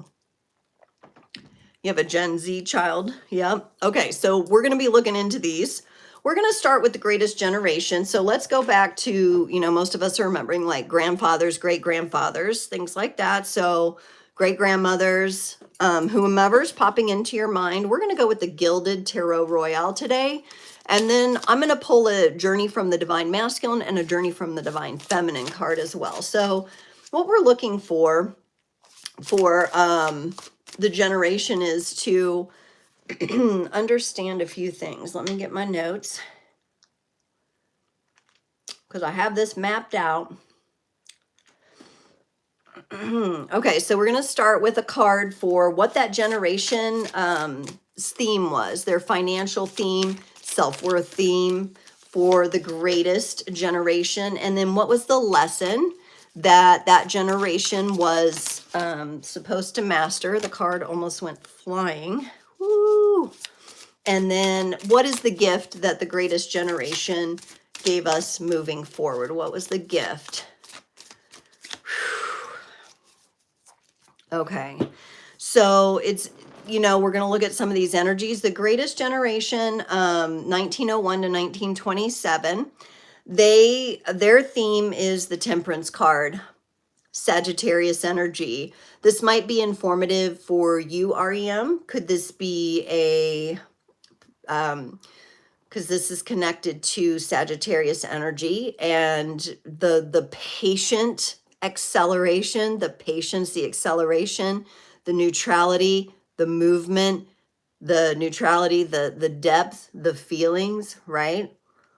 Think back to grandfathers, great-grandfathers for this, great-grandmothers as well. I'm kind of looking through the notes. I know I missed a few things here. Grandmothers kind of feel like they were the silent generation. Yeah, like the feminine energy sticks out for that. Yeah, I keep saying grandfathers for a reason, I'm sure. The Temperance card. This is where purpose and vision, even on that large, big scale, meets patience, integration, and wisdom, right? And so the greatest generation, they had this theme.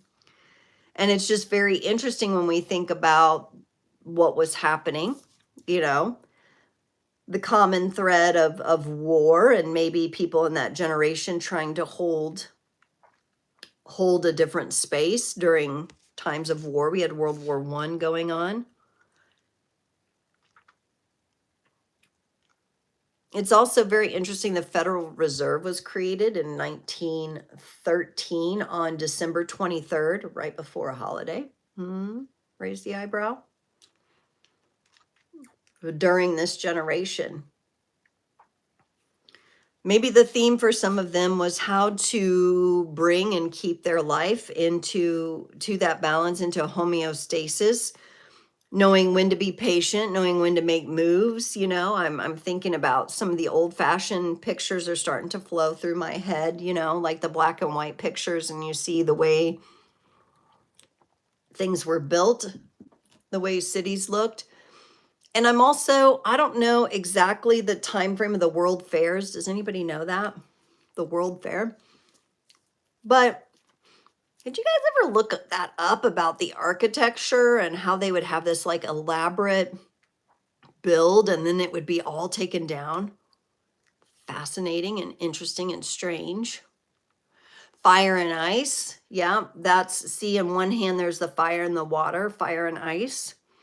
Hot and then cold. There may have, this generation may have been experiencing a lot of up and down kind of feelings. Like I'm also getting like that survival mode, more still in survival energies. I mean, there had been colonization. There was still war going on the land in America too. So the World Fair was a theme to meet me in St. Louis. The Arch. The lesson that the greatest generation came here to master was the magician energy. And you know, we can maybe judge it now in hindsight as were they successful or did they fail? Their lesson was to bring their magic forward. Their lesson was to bring their magic forward and to not trade it out for power and greed. All right. So as things were like forming, there was still a formation feeling that I'm getting to this. They were meant to utilize their own inherent magic to achieve balance using the different elemental energies here. Sometimes the magician card, though, when he's pictured with the wand of the ether in his hand, which is a power position. And maybe that's that.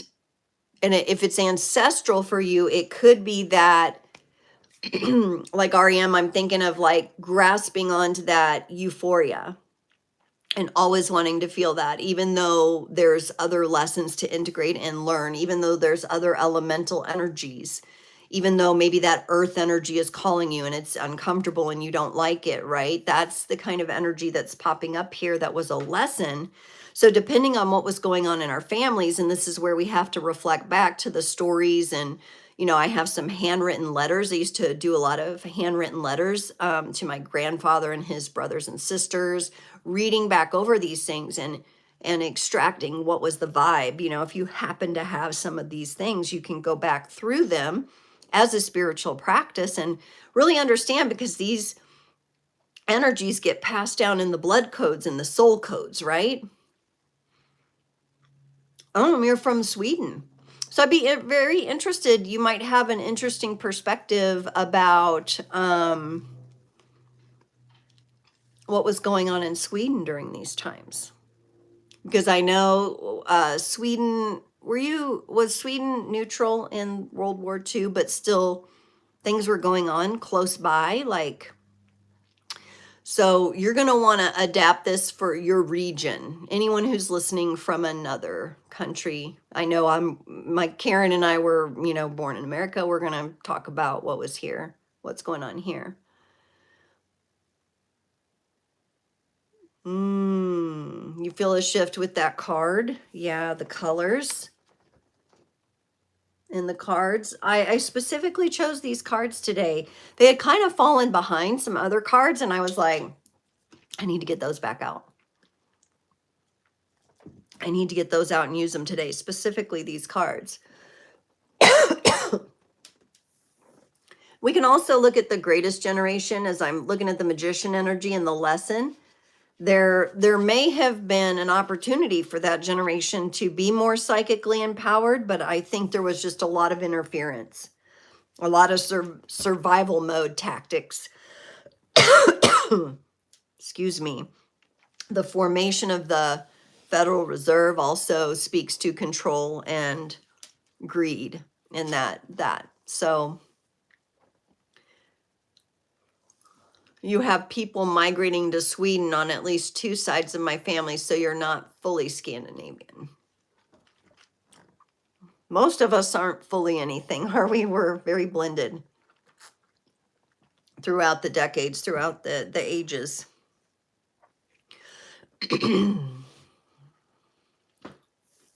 So this is the sword and the wand here, the cup and the pentacle. The fire and the air are opposite. The earth and the water are opposite in this particular card. Integration, coming to the central point. Yeah, this was a lesson.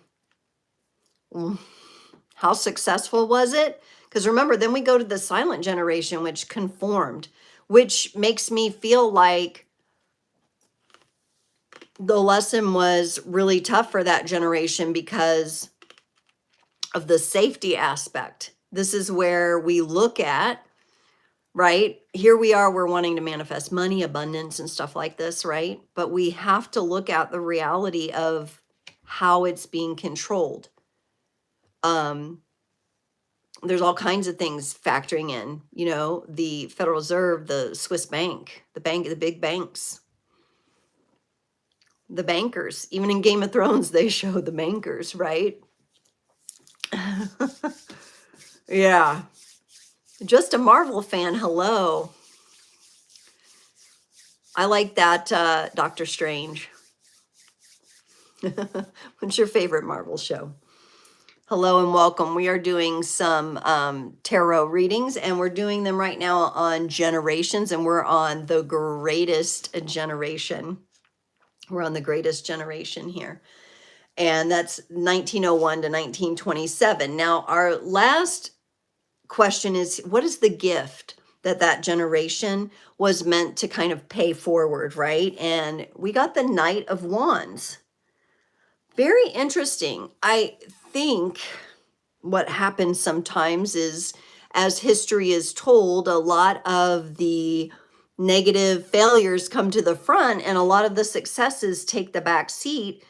And it's kind of like when we struggle to get into that gratitude, into those blessings, the Knight of Wands is a powerful, active knight. This is alignment. So if we think about grandfathers, great-grandfathers, grandmothers, great-grandmothers here, were they planting some sort of seed that can be grown in the future with this Knight of Wands? Maybe they didn't have the means. Maybe the world was being changed as they knew it. We've got a volcano in the background, a lot of fire here. But was something planted here, maybe for us or a future generation, our children, grandchildren? Was something planted? Was something hidden? Look, we've got this one little possum down here, this one little creature kind of hiding in the underbrush. Was some of this, remember we had, now I got to look up something else.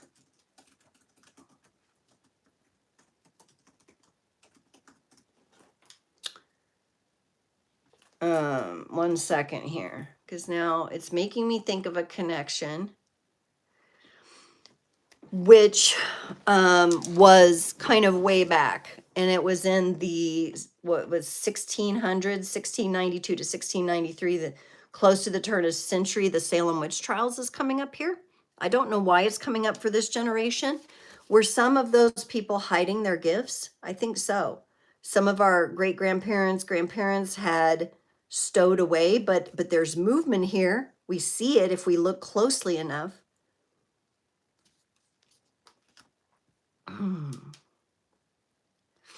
You love Daredevil. Avengers Endgame. My son and I like to watch those movies together, go to the theater together for those if we can. Oh, and I love Guardians of the Galaxy. That's my other. Doctor Strange and Guardians of the Galaxy, or if I have to rank them. But I mean, Endgame was great. It always makes me cry every time when Doctor Strange and everybody comes through those portals, because they were, you know, dusted. You know, maybe the Marvel stuff is coming up here for a reason. Maybe this is our way, our window of like portaling back and reclaiming some of the gifts from that greatest generation that they were not able to express. The Knight of Wands is all about expression here. So what were they not able to express? Let's get a journey to the divine masculine and a journey to the divine feminine for the greatest generation, 1901 to 1927.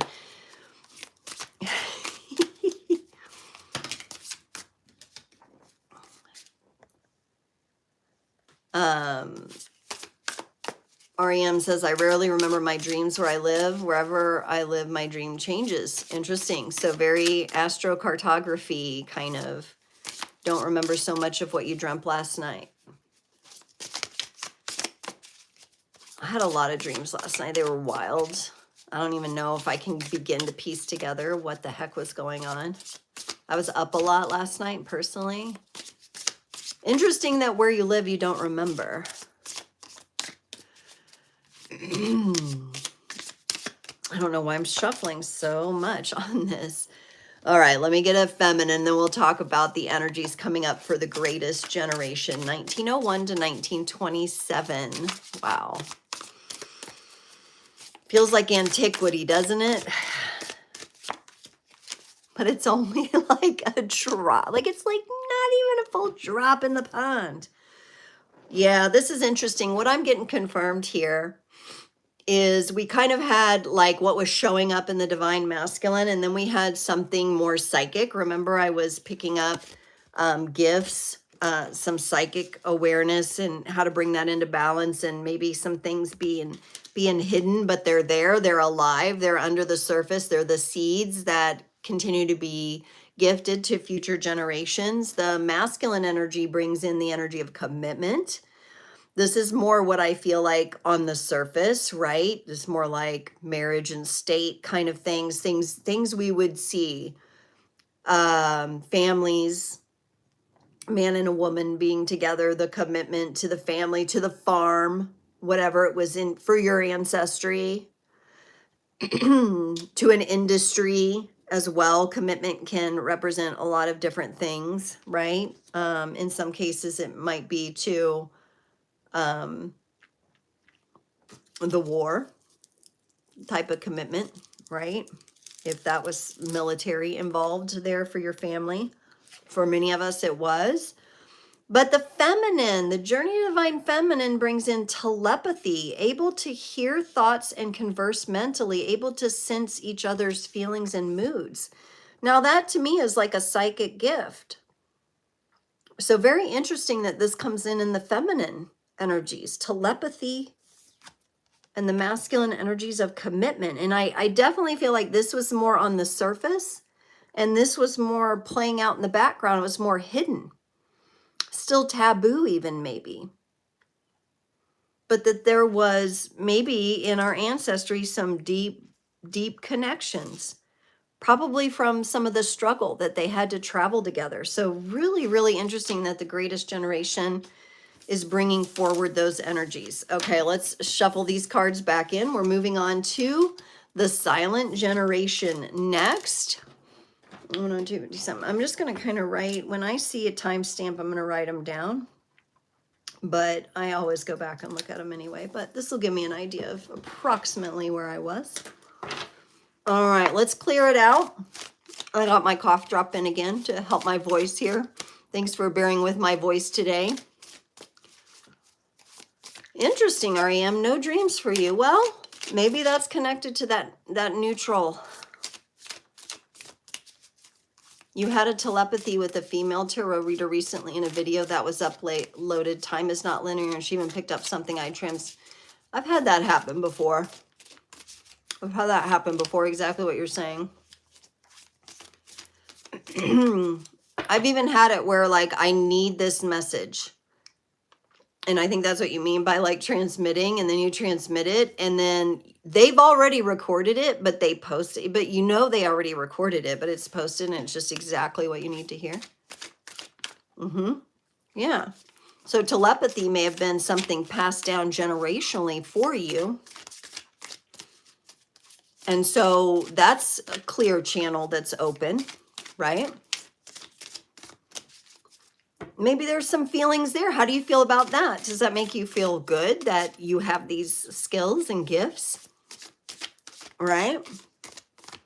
And that's being shown to you. Let's go into the silent generation. We're going into their theme, the lesson that they're here to master, and the gift that they help us carry forward. So remember, the silent generation was more conformist, right? Less rebellious. So they're more of the order followers. Now, I get triggered by that. How about you guys? I'm not much of an order follower. Also characteristic of Gen X. Gen X kind of like, what? Question everything, right? So,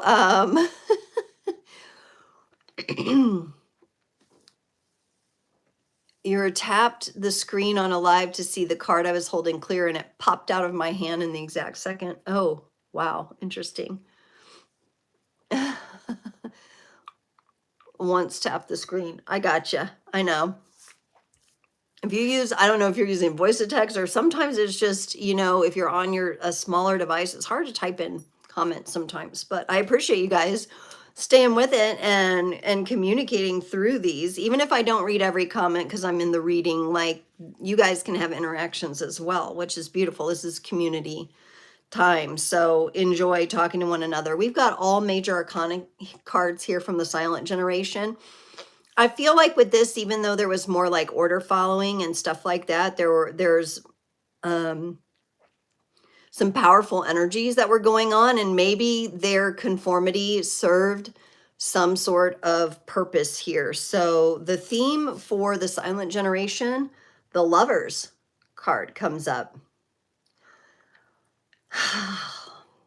So it's interesting that the greatest generation showed us commitment.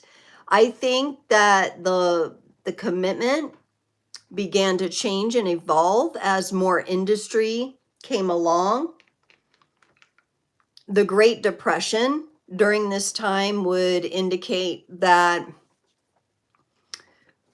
whoever you were with, you were in survival mode. And for some people, this love was probably wonderful and beautiful because they could lean into each other. Okay, so we may have that in some grandparent relationships. I know on one side of my family I do. I don't know about the other because I'm sensing the dualistic nature with these different, what do I want to call pillars here, these pillars, that for others, it was like you were in survival and you were in unhealthy conditions. Maybe some people in that generation feeling like they had no other option. Remember, we sometimes look at like maybe like grandmothers, great grandmothers that were in abusive situations that they couldn't get out of them because they couldn't afford to, which extended from silent into the boomer generation somewhat, right? And then we had like the women's liberation, voting, and we had the civil rights, all that stuff started gearing up. So I feel like it's going to depend on your ancestry and what the conditions of the relationships were like for people. Either they were able to lean into their love and carry that strength through the Great Depression, or they were stuck and controlled. And I think we could look at this dynamic as alluring and connected, or we could look at it as she might be a slave and feel like she's being controlled. So that's the theme. Wow. Relationships, you know, love. And then the lesson they came to master was to do things differently. Funny that they were conformists, because their lesson was to step out and be different and be whimsical, to have joy, to embrace joy, to release themselves, to start new again, right? With the Fool energy here. But with some of the societal structures, I think that had already been, the propaganda started up, right? In this remember the old pop propaganda? Do you guys ever go back and watch some of those, see the posters that they have pictures of, or watch some of those commercial type things, the announcements and different things they did with the propaganda, the war propaganda and all of this? right? This generation's lesson was to do things differently. So it's very interesting that they're seen as such conformist and less rebellious, because the fool is more of like, I'm going to go take the leap. I have no idea. Like, I'm not going to fall into line, right? And so depending on our ancestry and what was going on, right? Now we're peering into the past here, into our own lineages. So if whatever you know about your lineage or whatever you can find out about it, this is where that part becomes important for you, because you'll be able to place these energies and how they might have affected your lineage and might affect you, or what you've realized about your family, right? Very interesting that that comes up as the lesson, because I think we could look at that and say, but they were such conformists, you know? They went along to get along, but the fool's energy is completely different. It's eccentric. It's whimsical, it's magical, it's wild, it's new. It's 0 point energy, the 0. Very interesting. And then the gift that they were meant to carry forward, or seed the next generation with, we got the Sun card, which is absolute joy, right? But on the shadow side, it would be an absolute eclipse of the sun. It would be despair.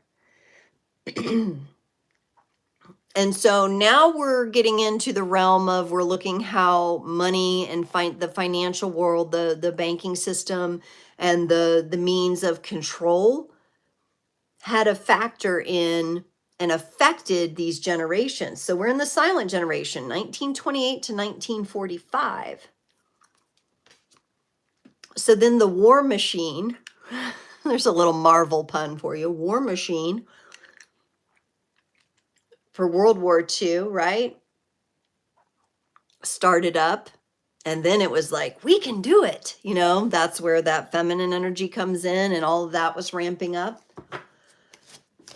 Money through industry for wars, for weapons, started pouring into, at least where we live here in the States. It affected the whole world. Maybe, just maybe, in some of the, you know, I'm giving a very ecocentric kind of perspective here, but I'm wondering if some of these energies, if we take the generations into some other countries, or we go down into, you know, South America, or you know, where REM's from in the north, like, what were things like there then? How were these energies impacting that? I think sometimes the way that things have been shifted is that it's very American centric, right? And global power centric, right? And so you can even see, as I'm talking and I'm feeling, like how the way I learned history is impacting me here. And I'm aware of this, right? I'm aware of, like, oh my gosh, like, what's the real history here is what I'm starting to really feel. Like, if we look deeper into these things for our ancestry, what was really going on, because your telepathy, your psychic gifts, you know, that's usually a tendency. It usually is passed down. It's usually gifted in a lineage. So where was that? When did it get stowed away, hidden, right?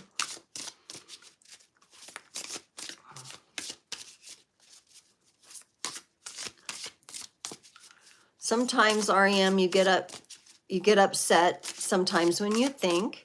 They say stop overthinking, and also get upset at me for my way of thinking and my beliefs. I wish there was somewhere to discuss these beliefs with people. Well, I hope you feel free to bring up some of these, or all of your, you know, beliefs or ideas here. Overthinking, that's interesting. I think it means different things to different people.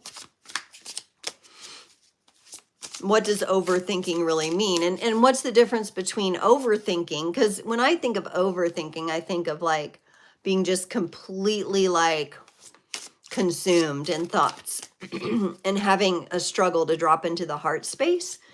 But when I think of critical thinking Critical thinking for me, I define that as more of like you're thinking, you're giving things critical thought, and you're constantly checking your intuition with that.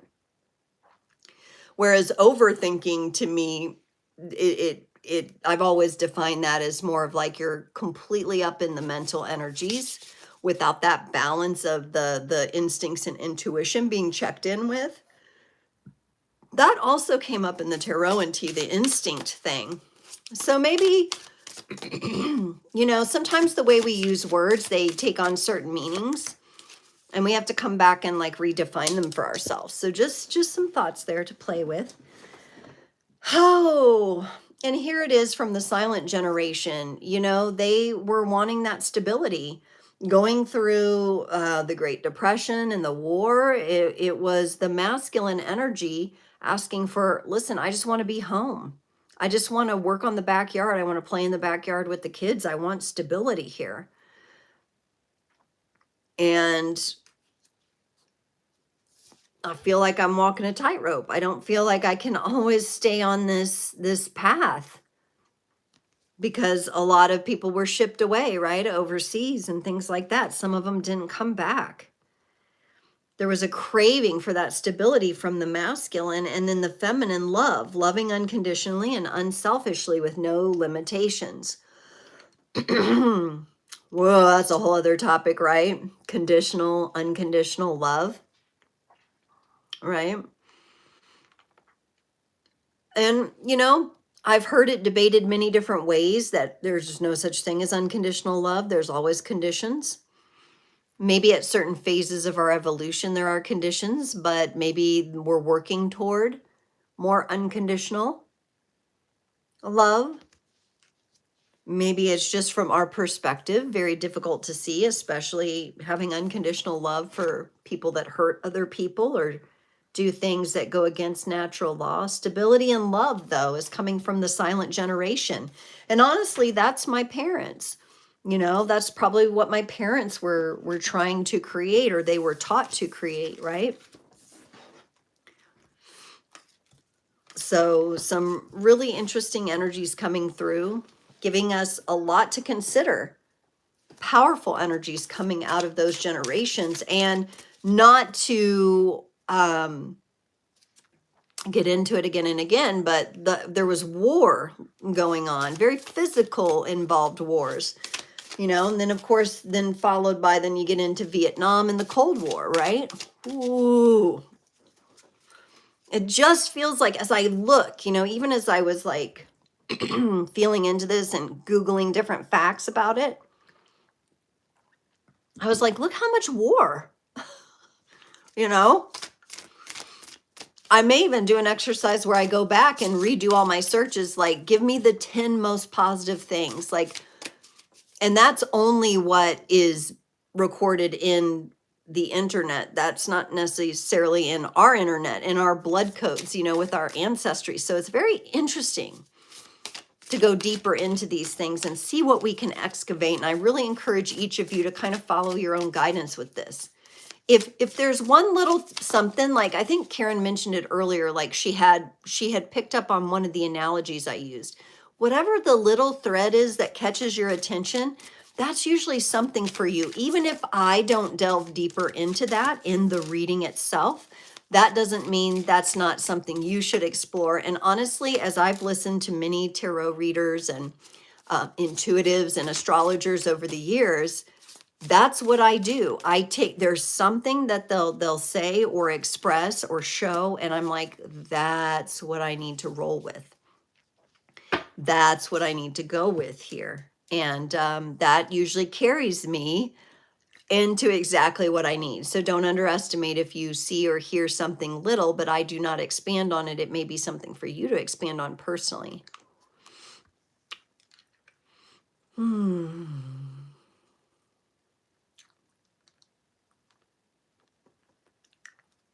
Ew, the twin flame concept, REM. I hear you. I'm reading your comment there. The twin flame deception. If you get an opportunity, the videos are still up for Gold Ray Twin Flames. This was the late Mel Brand. I worked with him directly, and he has passed away a couple weeks before my father passed away. I lost two patriarchs in a very short time. I think Mel's YouTube videos are worth giving a listen to, and may bring some peace to that experience for you. So maybe check that out. Gold Ray Twin Flames on YouTube here. His wife, Nicole, is still alive, and once in a while she'll do videos on there. She's also an evolutionary astrologer who I've worked with as well. Mel Brand, B-R-A-N-D, not related to Russell Brand that I know of. Does not seem to be any parallels there. Mel Brand, Gold Ray Twin Flames. And I worked with him one-on-one and through the whole twin flame thing, and it was very helpful. Okay, so we're on to the boomers. Okay, boomer. Ooh, do they hate when we say that? Oh, I'm sorry. Had to say okay, boomer. All right, so baby boomers. You know, I sometimes think they give a get a bad rap here, but this is when we had a surge in the birth rate. So there's a lot of baby boomers still living today. We had the Cold War, the CIA, the Civil Rights Movement, Kennedy. There's a lot of stuff going on in this generation. So we've got 1946 to 1964. Their theme was the Page of Cups. This would represent to me that a theme, and it's interesting, we're getting a lot of emotional energy here with the cups energy, and that's that this was finding new missions in love, new expressions of love. The page is a novice. The page is testing and trying things out. And I think this is a theme for the boomers, maybe re-navigating, revisiting this. We've also got the seahorses as the two pillars behind the character, behind the page here. And in the seahorse world, the fathers carry the young. So we may have also a bit of opportunity here on the masculine energies of responsibility. This could also be that the birth of the entrepreneurial spirit. Sorry, entrepreneurial is hard for me to say. The entrepreneur spirit being born here is kind of what I feel in the boomers. Karen, you mentioned, you know, in your lineage, you have a couple generations of entrepreneurs here. So that's kind of coming through. It's leading with the heart, and maybe, you know, during that time, those emotional energies were being, what do I want to say, circulated through that generation. Now, I also am kind of getting a sense on more of the shadow angle that baby boomers is where they, the ominous they, may have begun to do, turned up the volume on emotional manipulation. Okay. This is like our parents, for some of us, parents, aunts, uncles, this would be them like donating to their causes and giving from their heart based on, like, you know, a sob kind of story, or in the arms of the angels, only to find out decades later that one individual was funneling, like I'm thinking of like some of the donation center, you know, where there's like, they're like multimillionaires and they're taking all this money and it's supposed to be gifted to the veterans and to these other things. So it's kind of like that emotional manipulation to try to get your resources. And the Page of Cups would indicate that they fell for it in some cases. So boomers, I love you, but you got to look at that. Are you still, you know, caught up in that? You know, I'll have to even look at, I'm really curious as to when things like QVC and all this kinds of stuff started, and like all the nonprofits and things like that, right? Kind of got, because are they what they say they are? And it's very difficult to know and trust that energy. I don't think there's a lot of them you could trust. Karen says buying into a lot of hollow nationalistic propaganda. Yeah. The page would be kind of a sucker in that way, right? And I'm not saying that to put boomers down, because they're offering us some really powerful gifts here too. But being raised by a generation who was following the rules, right? It was very easy then to unleash that propaganda onto this next generation, right? And so while they did what? They established the CIA, they have all the Cold War secretive stuff going on behind the scenes, trying to, I mean, I freaking love Russians, okay? Like, I never got that. Like, when I learned history, I thought, what? That is so strange, like, I don't have that. It may be past lives I have in Russia. The fact that my daughter's and son's Montessori teacher is the most delightful Russian woman. My godmother traveled to Russia. I mean, the people, the energy of the vibe of the people, I absolutely love. So, like, the Cold War, I was like, what? Like, I get like upset and like not okay with stuff like that, because it's like that just, I just feel like it's been created too, because I really feel like the peoples of the world, if they were really allowed to come together and sit at the table together and begin conversation, we would realize that a lot of what has been forced upon us has nothing to do with us, the people, we the people, we the tribes, we are not, that's not, disconnection is not what we're going for. It's about connection and understanding, and even more than coexisting, it's like finding the richness in each culture. And now the world is so much more blended, and so to be in those like dynamics of like hate and fear like that, it just, to me, just seems like what a waste of energy, what a de-evolutionary thing, right? It just like, those things don't even make sense to me. Right. And Karen's mentioning, yeah, because we're talking about those the small groups of people that then go and control. And then those were, yeah, they were all deemed like the bad, like the Stalin stuff or whatever. And I'm not a huge fan of recent history. I think Girl Gone and I have talked about that before. We like the ancient history stuff. So I don't know like all the great dates and everything like that. I have to look things up and remind myself. I know in general, yeah, to defeat a greater evil, right?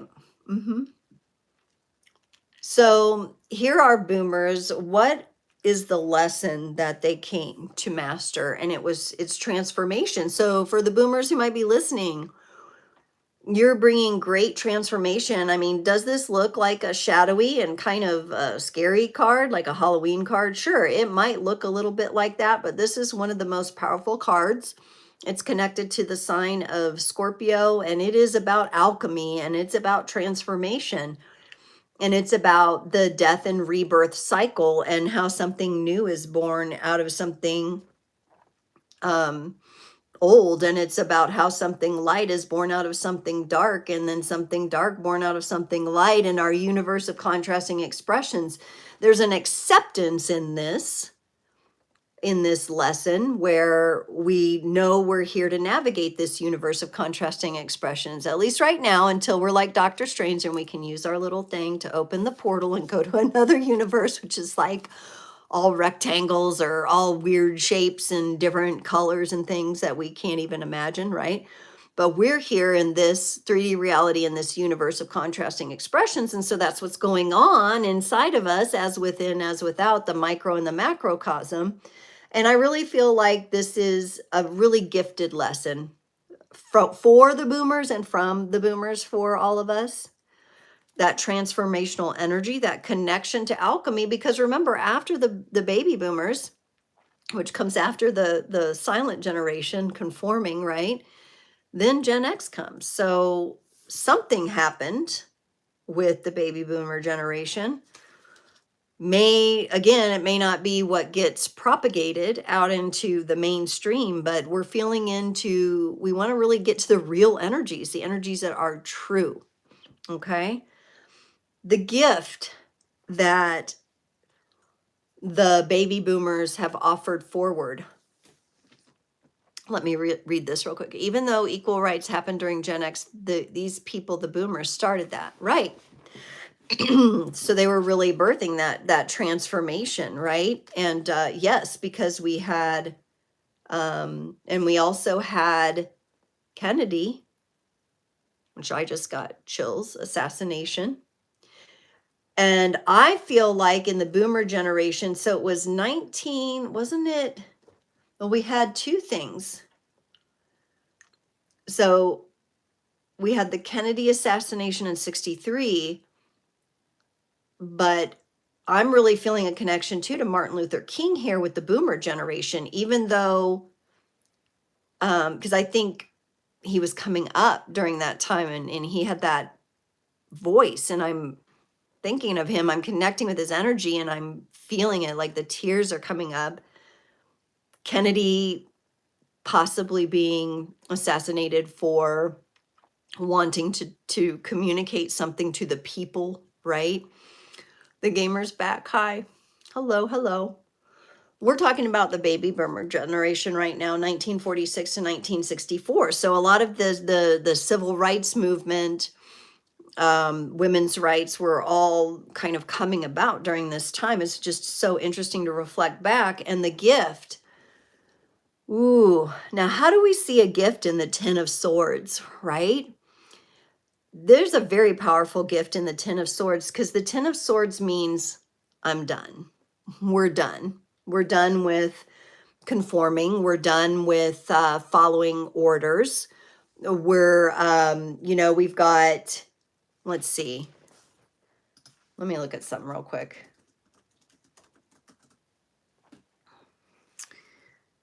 We don't want this war anymore. That's kind of what I'm sensing. Vietnam in 1955 to 1975. Did it go on that long? Is that right? Yeah, 54, 55 to 75. And seeing what happened. I mean, there was a lot of gifts that came forward from this baby boomers generation, and it's just interesting. They get kind of a bad rap, but they really gifted us some important things, and I don't think Gen X would be what it is without their ability to recognize this. Yeah,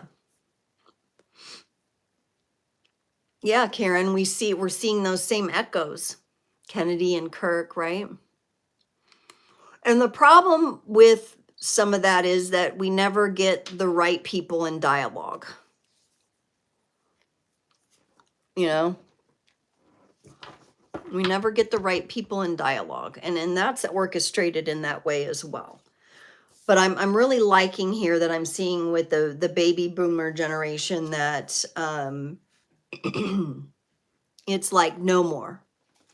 We've got to do things differently. We've kind of reached this, and there were so many of them that's a pretty powerful voice. Let's see what the masculine and feminine energies have to say about this. Ooh, it's going to be an interesting one. What do the boomers have to say from the feminine energies? Okay, so the masculine energies are talking about cowardice, no courage, afraid to tell the truth, afraid to do the right thing, right? There's that Kennedy energy who had courage to come forward but was killed for it, right? Had a plan to come forward. This is the strength of the masculine overcoming so they could step up. Martin Luther King overcoming any fears he had, any fear he had of being harmed, hurt, or even killed, and coming forward, right? So really putting an end to the cowardice in the heart of the people. And feminine came in with flow, detaching from the previous definitions of, you know, what it meant to be an empowered woman, accepting and no longer feeling the need to alter or control. So actually bringing in the power of the feminine flow. This is beautiful energy. Yeah. So, you know, sometimes I have spent time getting kind of mad at the previous generations, you know. There's an Indigo Girls song, Galileo, if you ever listen to that. It talks about kind of like past lives and previous notions and previous lives, and I don't know, that's coming into my head right now. But this beautiful feminine flow, and it comes in and says, you know, no more of that, no more holding back. We want to do things differently, and we're going to bring in the balance of the feminine energies, right? Because we need the action and the receptivity, right? We need that Aries and Pisces energy, the beginning and the end, the alpha and the omega of the astrological wheel, right? We need it all. Let me know if you're still here. What are you guys gaining from this? I know Karen's been communicating. Are any of you getting some insights? The gamer is back. Hello. Welcome. This will be put up on replay with the timestamps, so keep that in mind, everyone. You can always come back and re-listen if there was a part that stood out. How about those Gen Xers? Let's get to that now. Malcolm X. Yep. Yep. And just going into, you know, we're doing, let's see.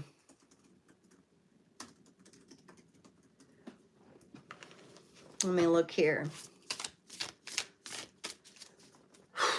We also had, and I was just tuning into this energy because, let me see.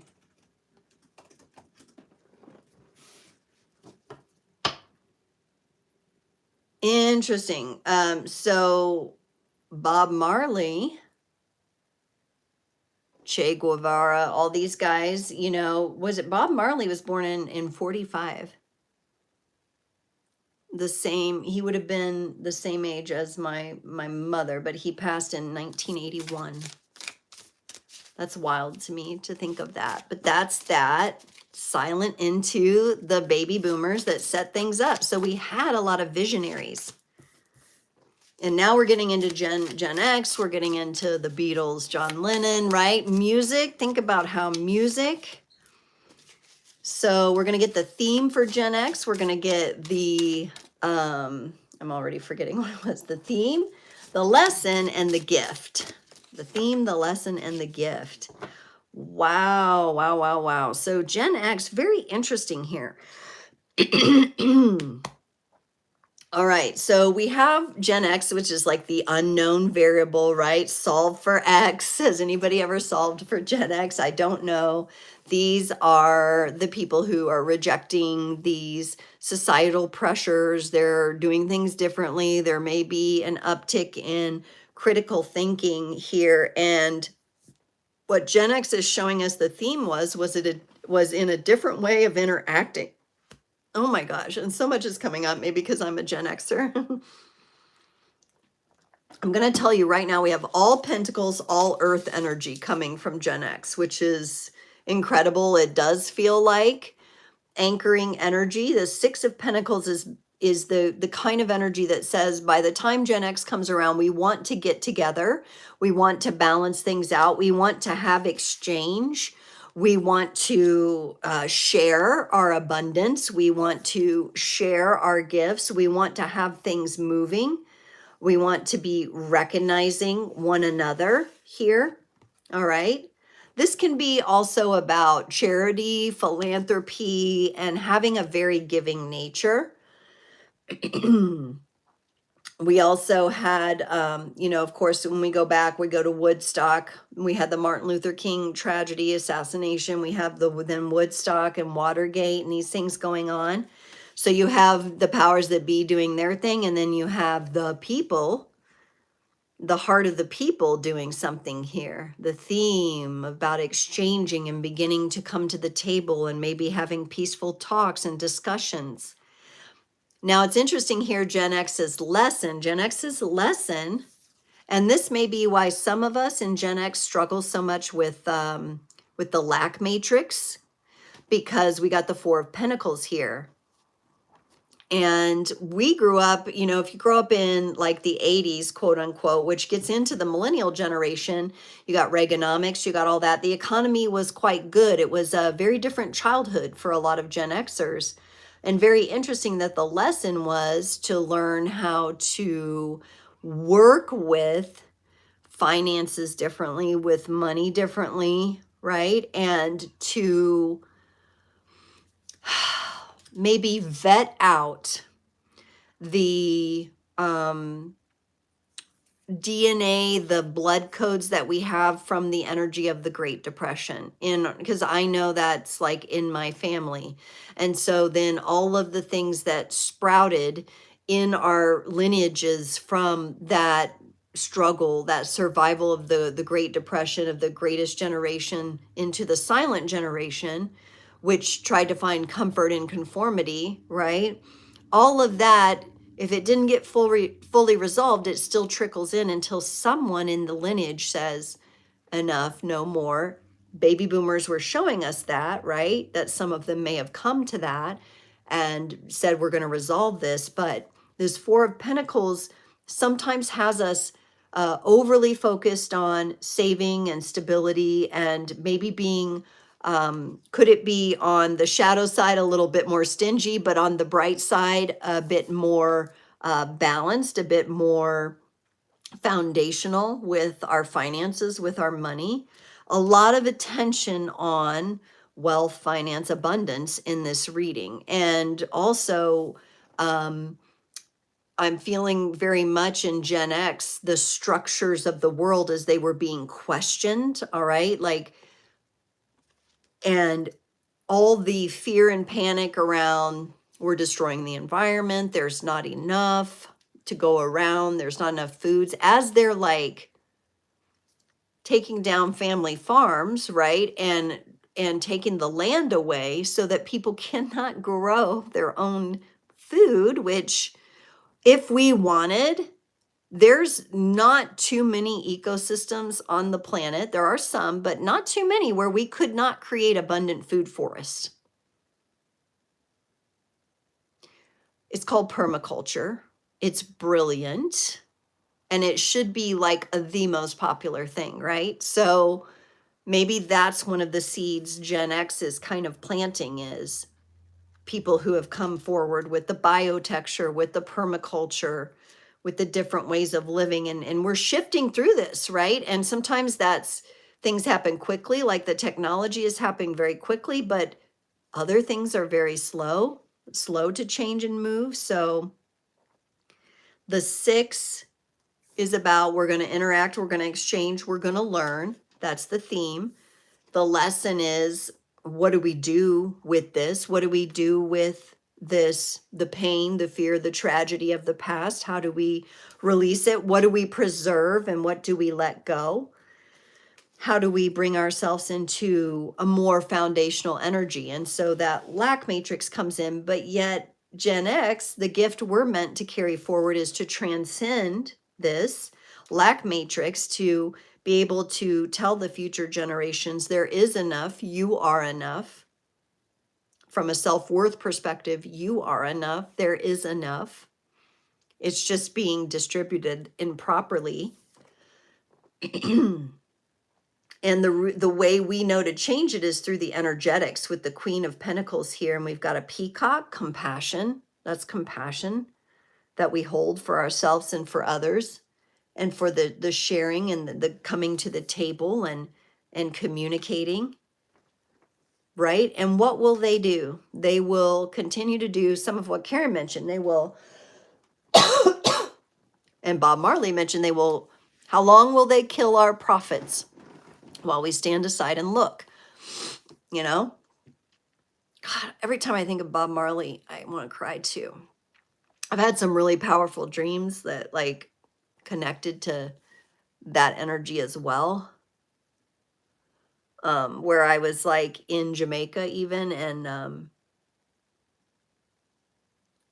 I didn't even know like what it looked like. When I first had the dream, I didn't know what structures and land in Jamaica look like. And I had the dream, and then it prompted me to look it up. And I was like, oh my gosh, there were some very specific things that like I actually felt like I traveled there. And so anyway, I'm just, that's my own like emotional processing to do with that energy. But Gen X is saying, hey, we want to, what's beautiful is we're going to carry forward that feminine flow energy, because the Queen of Pentacles is about the flow that the boomers have taught us, that our parents have taught us. We're going to be shifting that for future generations. And going in between and having such a experience with lack, and look at the red on this one, the basal needs, having your basal survival needs, the 4 things, breath, shelter, food, and water, the base things, right? That's the lesson, and how to expand that into abundance that overflows, but do that in a way that maybe is a little bit more behind the scenes, right? So this is where we come into kind of what I would call the feminine art of war. And we're doing things behind the scenes in the feminine flows that are going to begin to empower humanity, that are begin to break through that lack matrix. And I think that's what we're in the middle of gifting right now as Gen Xers.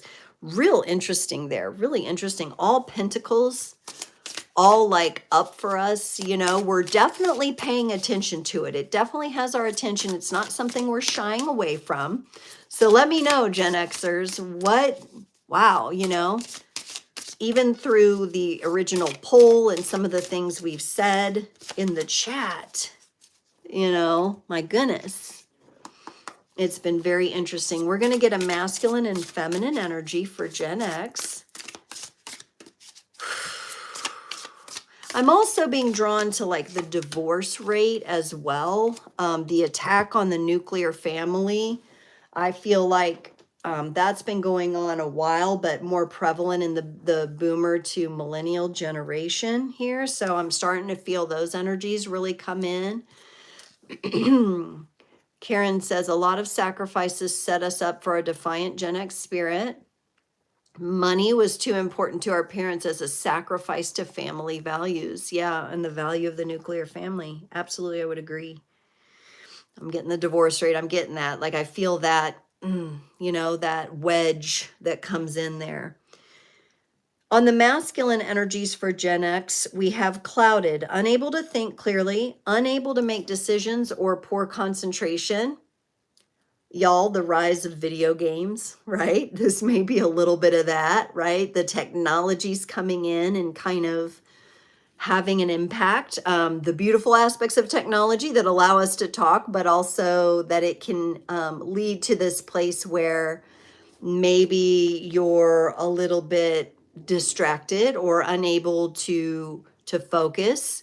All these things are still being figured out. The studies are still being done on how these different video games, different technologies, even ChatGPT and such, how they affect people, right? So we've got this masculine energy coming in and acknowledging that, to watch out for this lack of focus, the inability to make decisions. I kind of get like the absent father kind of energy coming in here.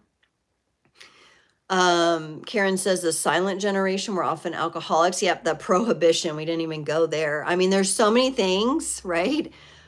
Drove up the boomer divorce rate. Their kids, the boomers, were children of, yes. And I definitely have I feel that, and I'm not talking to people who enjoy the occasional thing, okay? I'm not talking to you. But I think alcohol is absolutely one of the things that we have to evolve out of completely as humanity eventually. I think it's what I sense energetically it does to a person's aura and their natural protection is absolutely destructive, nothing but destructive. The breakdown of families and alcohol is connected for sure. Lots of dysfunction. Yeah, dysfunctional. Dysfunctional is a very popular word. Yes, coined during that time, right, as a popular saying. So I've made some content, but I haven't put it out yet. I do want to talk more about that, but I just don't think, and you can argue till you're blue in the face. I've been through it personally with so many people in my life. There is nothing healthy about dependency on alcohol, about someone who drinks every day. Absolutely nothing. It will destroy. It's a destroyer. And it absolutely puts holes in your auric field. And then all kinds of energies can get in. That's why people don't behave like themselves when they let that happen and they make different decisions than they would normally make. They're unfocused, they're clouded.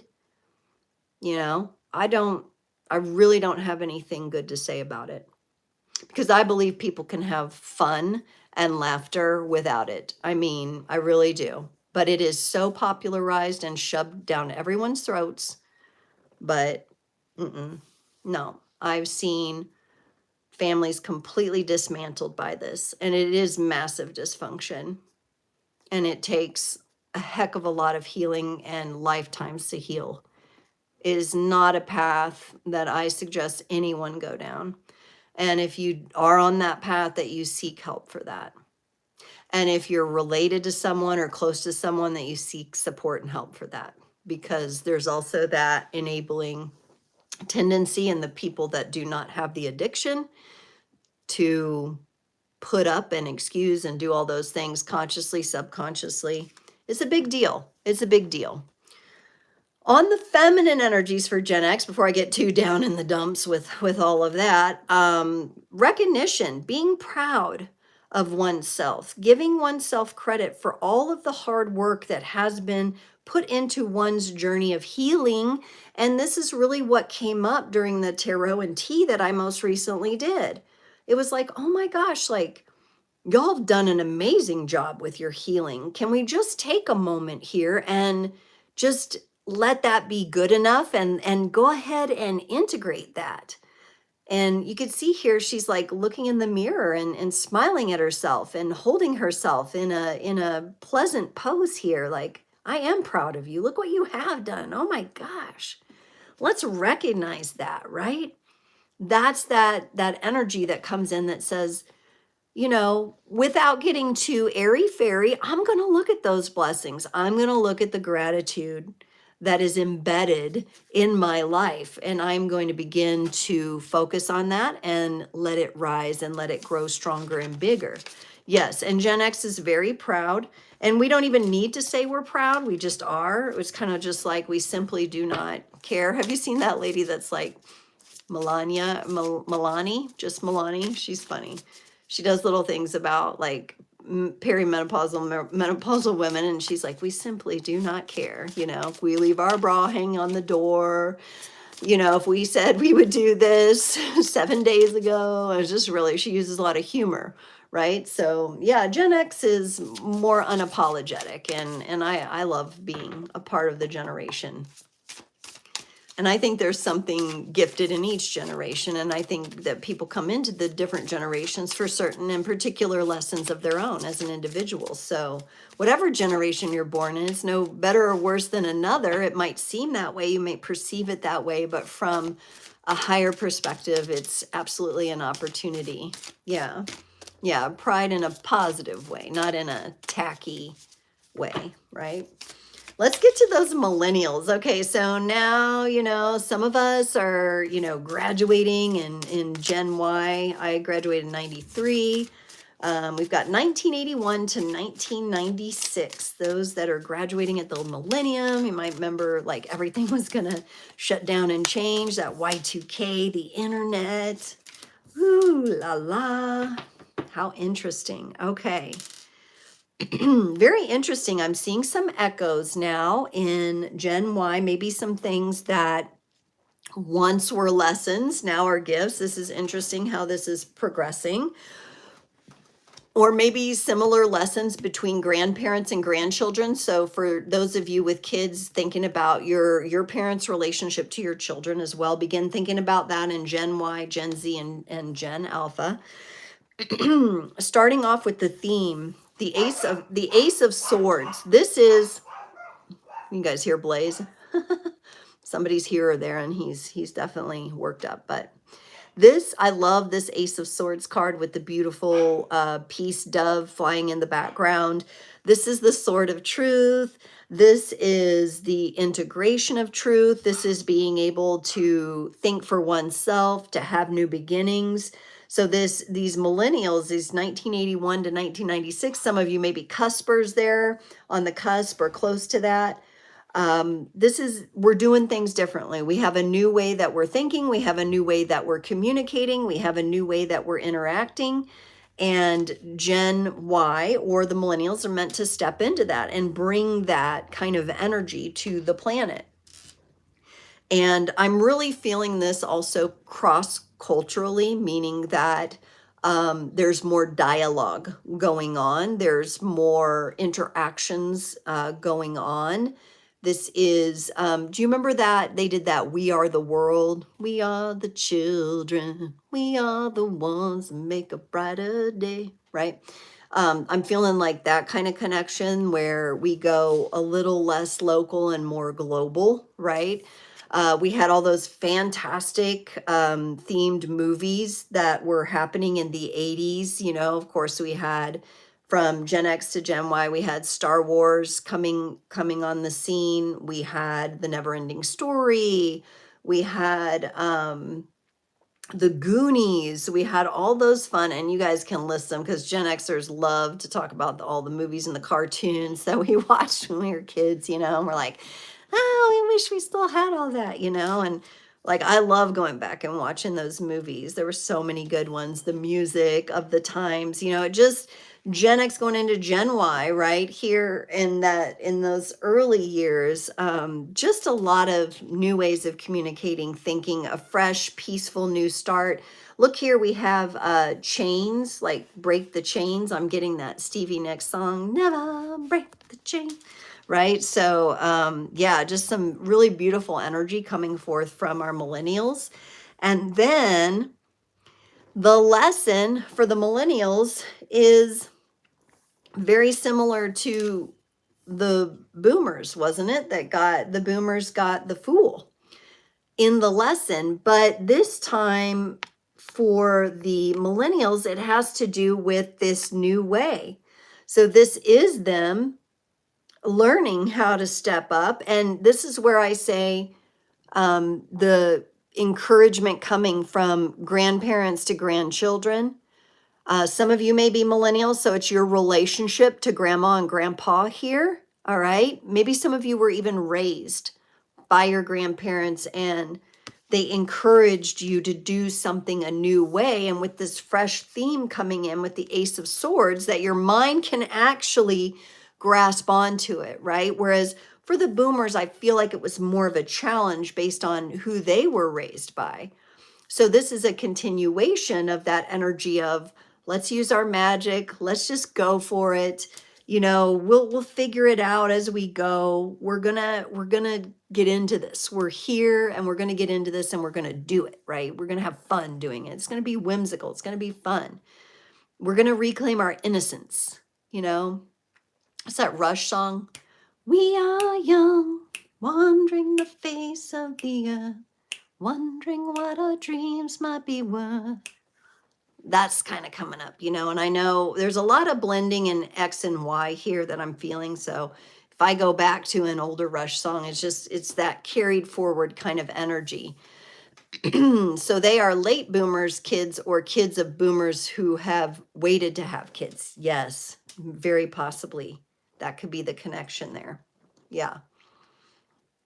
I feel like in the Gen Y, the presence of grandparents is standing out a lot more to me for millennials and Gen Y. The presence of grandparents. I mean, I think it's always important, but there seems to be, and maybe it's because, you know, divorce rates and everything, and grandparents have stepped in and really been more present. I mean, there's lots of beautiful we all have our issues, mother, father issues, patriarch, matriarch lineages. We all have that, but there are a lot of wonderful grandparents out there who absolutely have stepped in to be a part of tribe for their grandchildren, you know?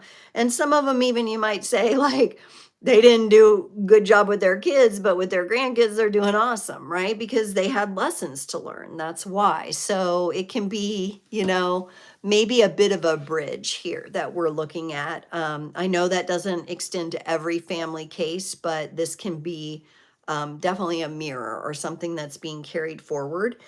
And then we have here the resolution of the way in which we empower ourselves through the elements and through our magic. So the gift that the millennials bring is we are going to bring this magic into balance. So remember this coming from the silent generation, the conforming, right?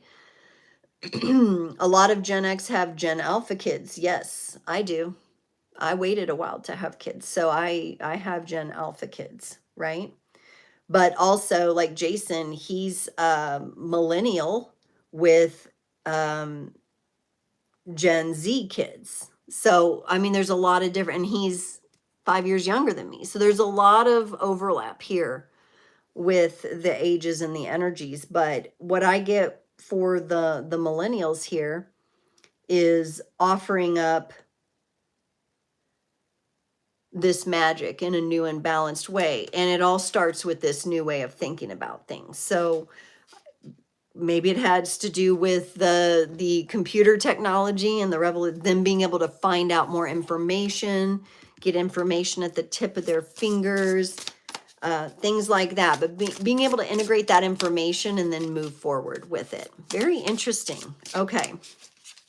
Let's get a masculine and yes, the callback to the silent generations lesson, right? So I feel like some resolution, but see how it took a few generations to kind of reach more of a revolution or a resolution where the work of the boomers and the Gen Xers was done because that's what we get into. So you have a Gen Z and a Gen Alpha, Karen. Mine is my son is a cusp of Gen Z. He was 2013 though, so he's Alpha, but yes, close. Okay, so now when we look at the millennials, masculine energy, we also have, and I think this is going to kind of come into play with the lesson. On the masculine side of things, we're feeling a bit more detached. We don't have to, we begin to think in the millennial generation, maybe we won't have the same job our whole life, right? And I think to some degree even Gen X is in this, but we're kind of in that overlap. We're going to detach. We don't need things to work out a certain way. We're going to go more with the flow, which means that beautiful flow feminine energy that has come through in previous generations is now impacting the masculine. This isn't detached from the perspective of you're not in your heart space or you're not connected. This is detached from control. We don't need things to be a certain way. We don't even have to follow these exact things. We're going to detach. We're going to allow the spiritual, the universal energies to come more in. And we've got a guy like on a surfboard just staring out at the ocean, you know, and the feminine energy. So we have that beautiful detachment, that spiritual detachment that helps alleviate some of the heaviness of the world coming up in the masculine. And we have that beautiful trust fall coming up with these millennials here. That's the Fool energy there, the trust. They're learning to trust the newer energies that they've brought in and the magic that they've resolved for previous generations, right? So yeah, I'm definitely starting to see the bridges forming across generations here. And this is that beautiful trust fall where you're gonna take the leap. I think there's more of a tendency for the Gen Y, the millennials, the Y2K generation to actually go there, to actually try something new. This is going to be, you know, we think about like Silicon Valley and all that stuff, technology. But it doesn't have to be only technology. Remember, like I've said, some of what was birthed in Gen X, the permaculture, the Michael Reynolds with the biotexture, the earthship, the way we can build structures that can be very harmonious and very self-sufficient, right? And all of this, all of these lessons and learnings that are in the heart of the people. And then we look at the way the money structures, right? And we see where things were imprinted and implanted in the previous generations. And we can really see, I mean, we can really see the control structures, right?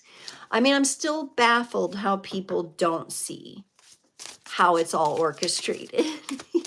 Well, like it takes that depth. And today I'm not even looking at it from an academic. I am doing some research and I've blended that in, yes. And I'm using critical thinking, but I'm not just looking at it from an academic or an economic strictly perspective. I'm looking at it from the energetic perspective and seeing it, you know. But if you really go and put the pieces together, and if you're more of an academic, you can do this through the way that you analyze in your mind. And if you're more of a, you know, intuitive, you can do it through how you feel into things and the vibrational energies that you pick up from these things. So it's all okay, you know, and that's what makes, if you can find a balance within yourself for that, that's what makes a nice, well-rounded critical thinker. And it really feels like, to me, like that's coming about more and more. And I'm definitely hoping for that as well. Let's get into Gen Z here, our 1997 through 2012. And lots going on there. Let me just say, first of all, that the financial theme for them, I think, was definitely impacted by Hurricane Katrina, tsunamis, the 9/11. The Two of Swords. I feel like the children of this generation probably are just like, what the heck? I'm a little confused here, right? But this is a natural progression from the previous generation, Ace of Swords. So the Ace of Swords is like, we're going to start thinking about things differently. We're detaching, we're having this flow, we're trusting. And then it's like, well, wait a minute.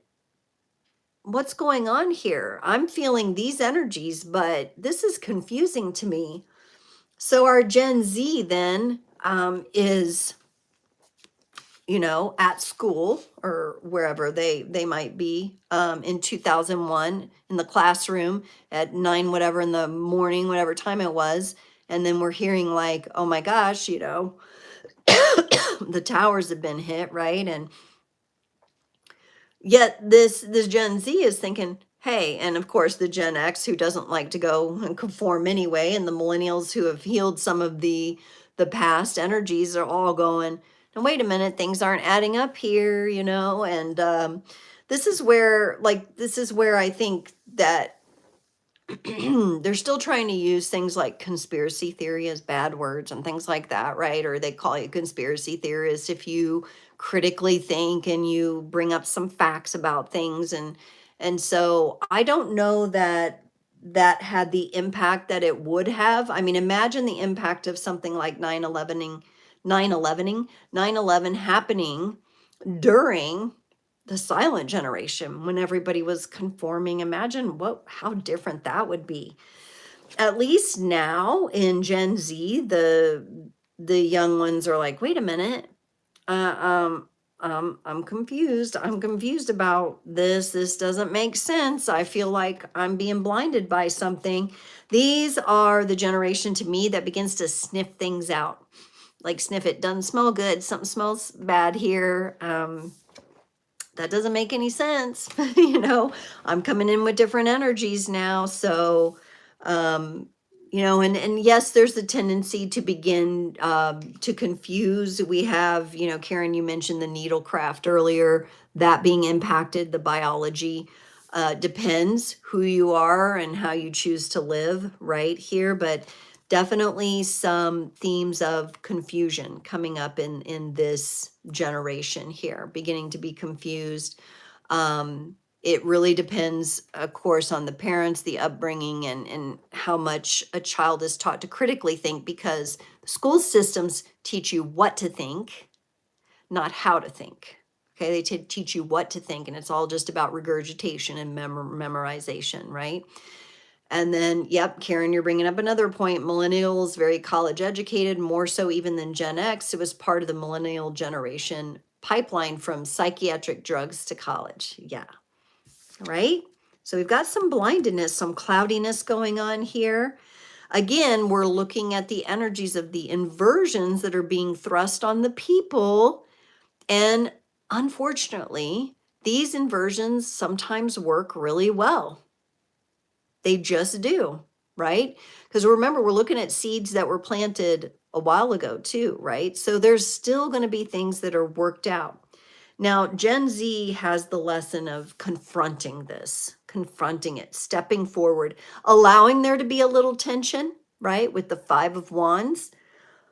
This would be the ability to come into disagreement for the purpose of growth and evolution.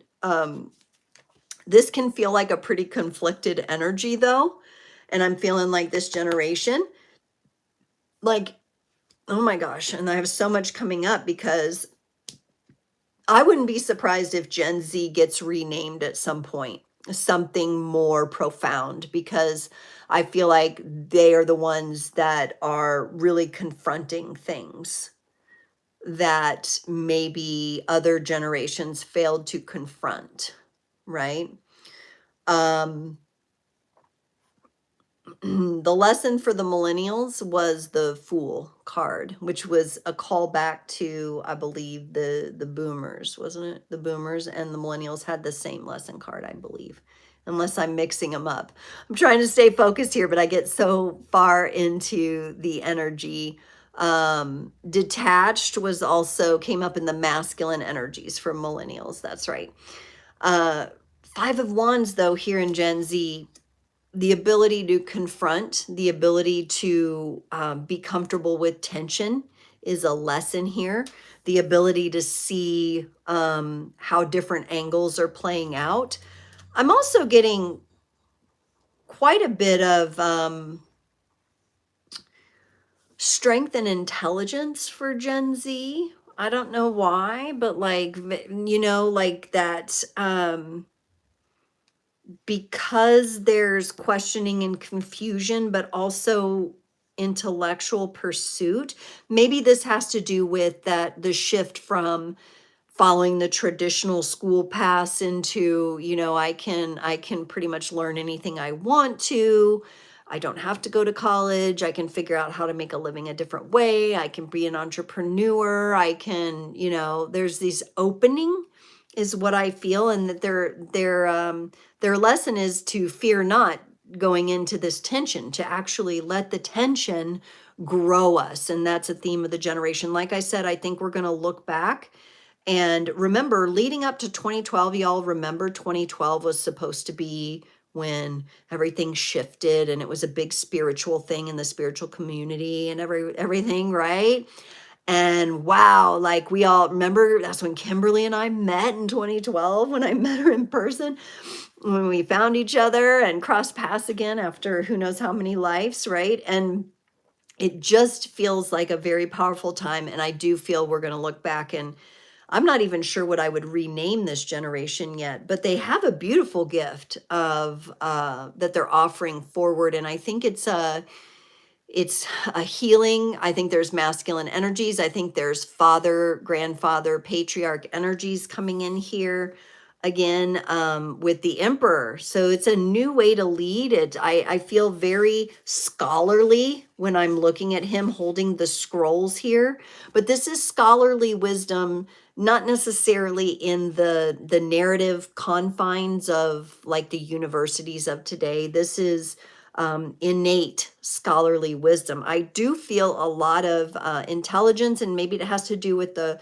rise of technology during this time. Yeah, this is the gift they're bringing forward. And it's more of a scholarly power. And it feels to me like with the Emperor, it's kind of running in the masculine energies. We did have quite a bit of feminine energy and flow come through. So I'm wondering if this is representing then, just kind of how things balance out. But this feels more like, as I look at this, especially this particular representation of the Emperor, it feels more ancient, like bringing ancient wisdom forward. This may be interest in things like ancient aliens and artifacts and things like that. That's really what I'm kind of picking up with this here. Very interesting. And he also appears to be carrying, like, he's got scrolls and like one of those like mats. So he's got the scroll. I thought it was all scrolls at first, but it's scroll and it's like a mat for like yoga. So I'm getting that, like the meditation mat and an axe. So the Emperor here for this generation, Gen Z, some of your kids here, maybe for some of you, I might have, let's see, I might have a Gen Z on my channel or two that are here. Yeah, it just feels like this generation is coming in with a more scholarly wisdom than I've seen before. And Karen, you're saying seeing through the financial coercion involved. Yes, in education.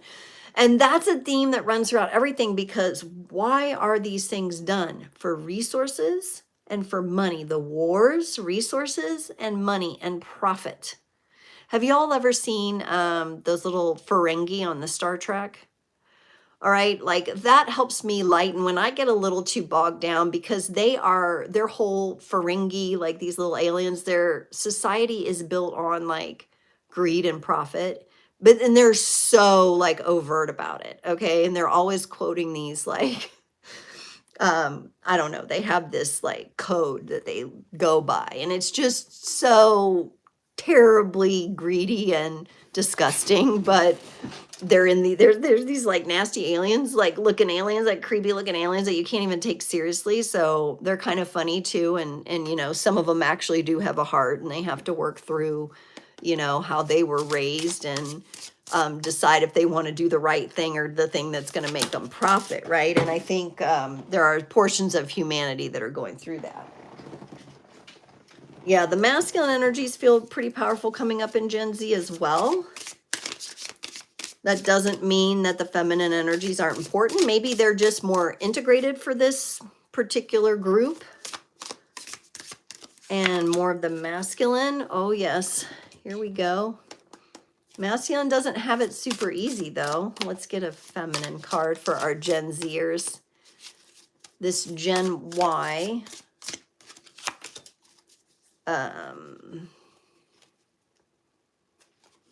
Right. Yeah, the Gen Y did more research. Absolutely. The more tools at their disposal. He's holding multiple different tools.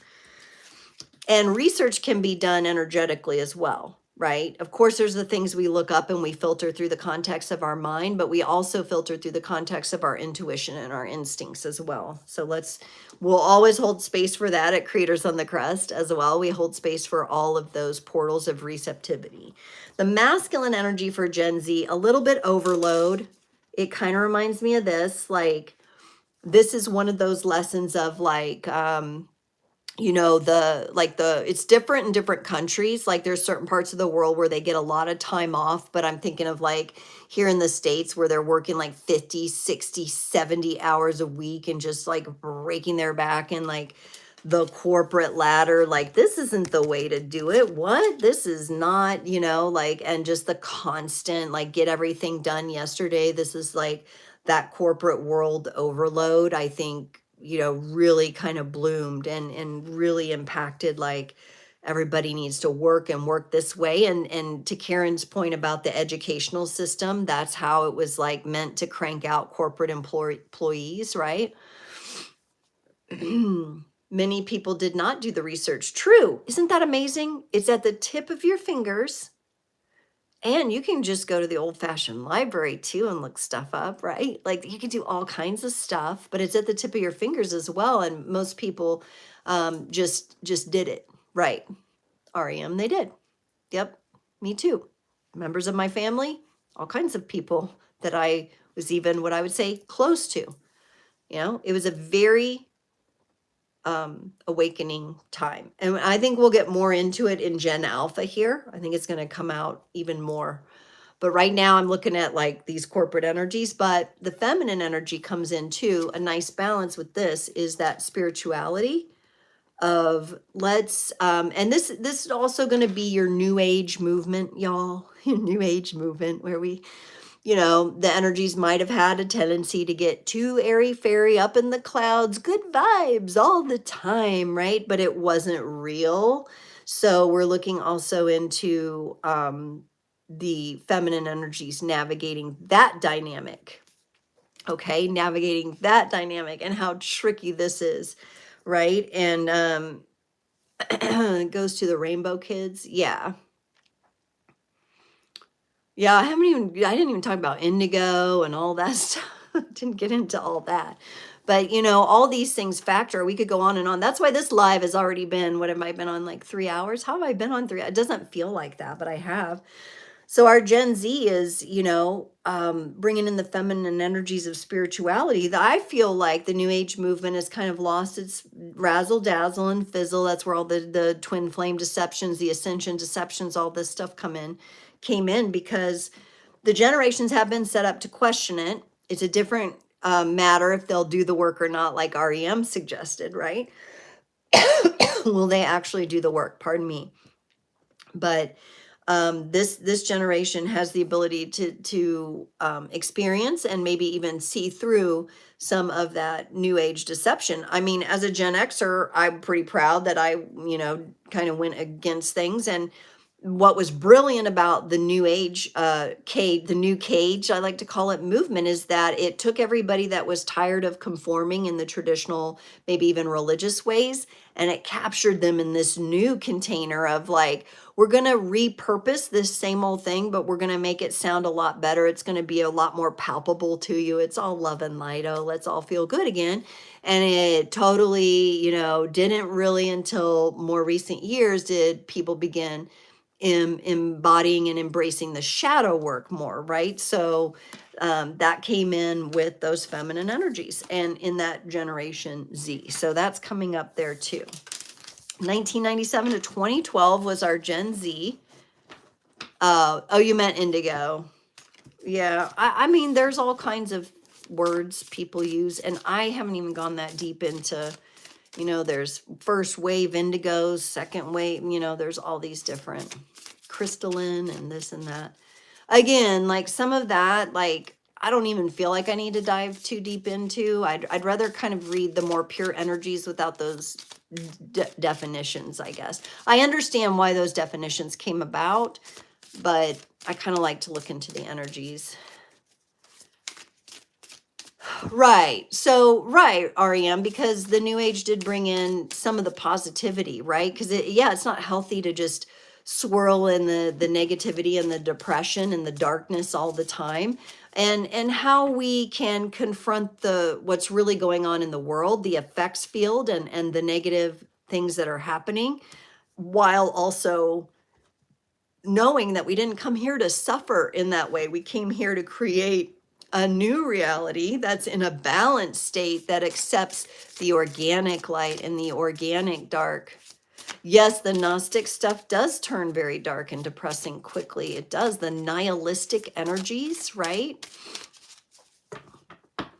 Take a look at how you see that, okay? So that's a very powerful awareness. Can you apply some of that to what you're going through emotionally as well, you know, and maybe just that that has the kind of neutral or numbed emotional feel has a more Gnostic vibrational frequency than it does a balanced and integrated. So there may be some echoes there for you. Just, you know, not telling you, but just saying, maybe.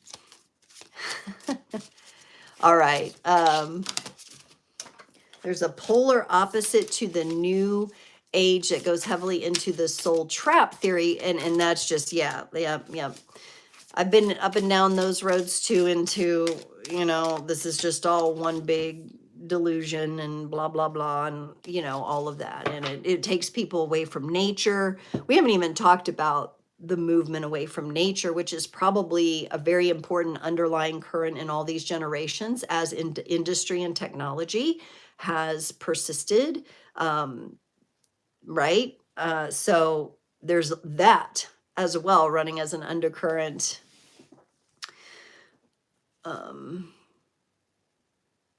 Yes. Yes, there's a lot of yeah, and that's why, Karen, I read the masculine energies are the masculine, the feminine energies are the feminine, and they're in the laws of alchemy, there is a law of gender. It's a natural law.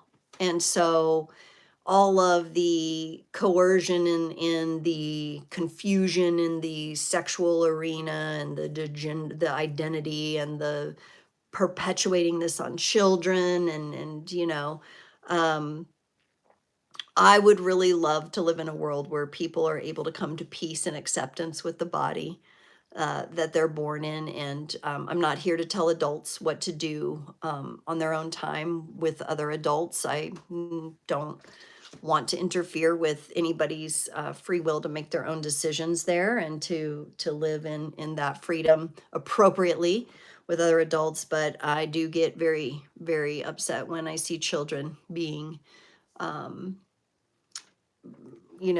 into that. And so that is not okay for me. Climate propaganda, yes.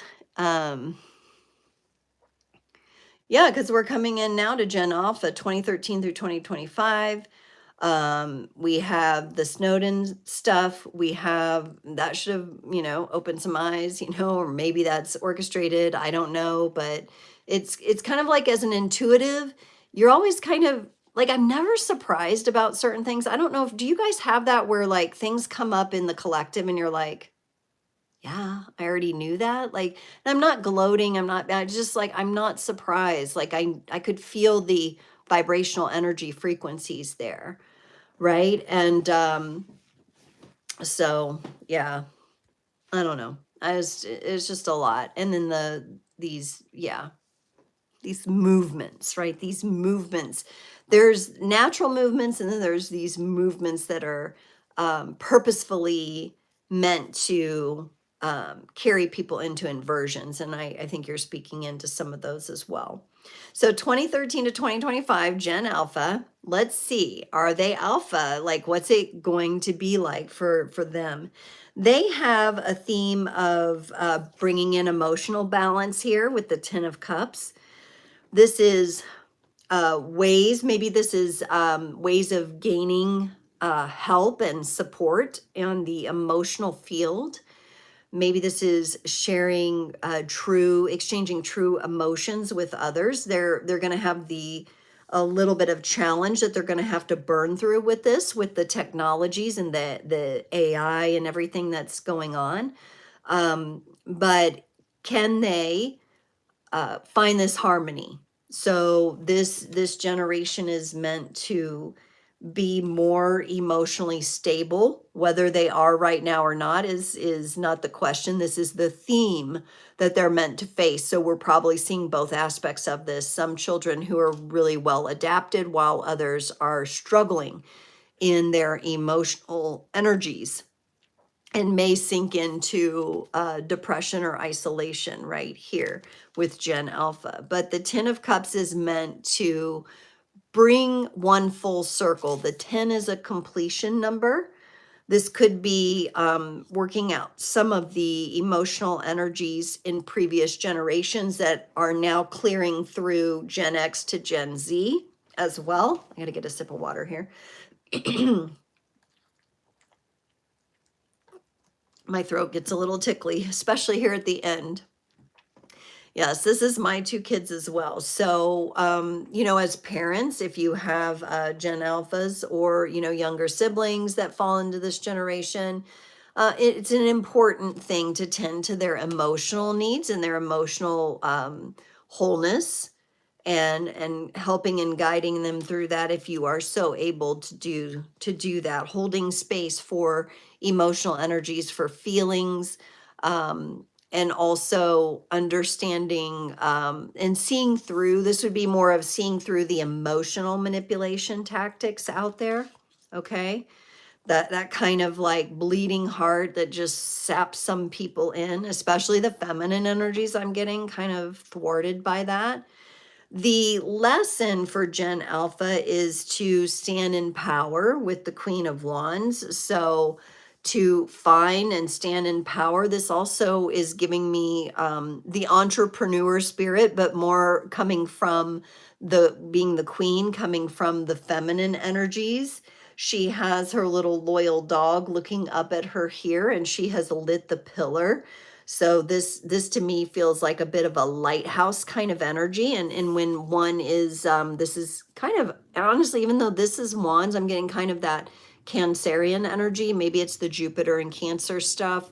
The immersion and acceptance of the emotional energies and being able to bring those in alignment. We've got the fire and ice kind of feeling again here, but I feel more flow this time. I feel more fire, like a beacon, of hope and truth that Gen Alpha is bringing in. They're maybe reigniting something through themselves that's, as a generation, that's going to I kind of get a carry the torch feeling, like carry the flame through. And then their gift that they're leaving us is a completely different relationship to working, okay, to career.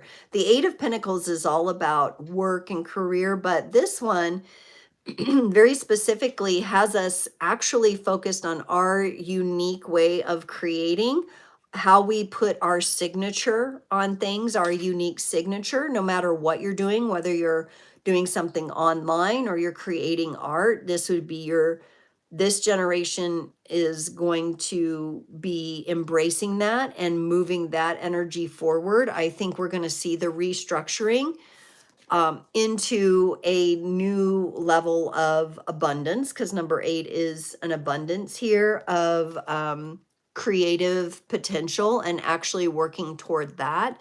We could even be shifting into something positive that embraces the arts more. Remember how in previous, like Gen Z, and it was pretty much in Gen Z, I think. Maybe it started in Gen Y, where it, like, we started to move away from like the fine arts and music and theater and literal doing art in school. Kind of like they canceled all those programs, right? Got rid of that stuff.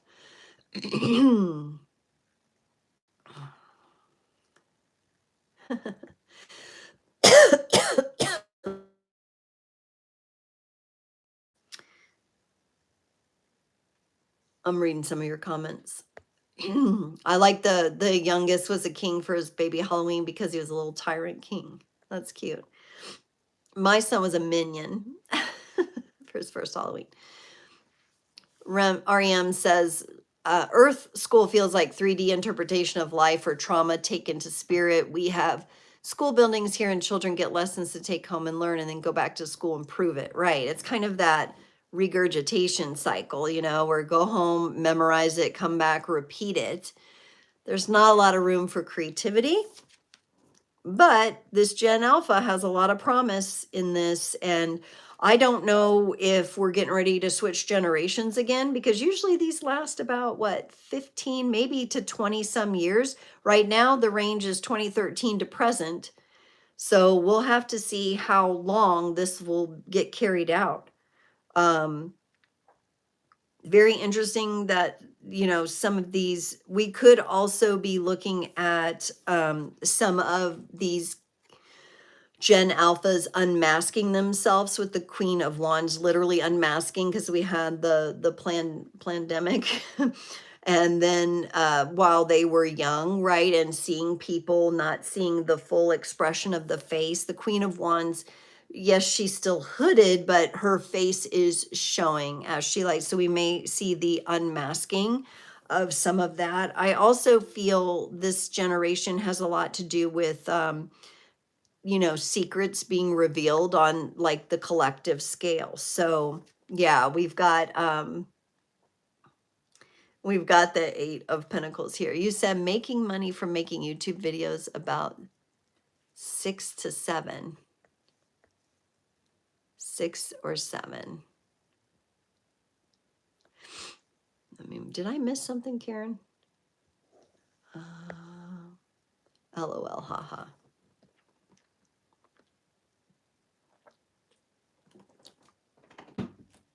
What do you mean by 6 to 7? I'm not, I didn't know. Oh, well, I mean, I see I have 6 viewers and 7 on the thumbs up, which is really interesting. 6, 7. Well, we got the 8 here, so.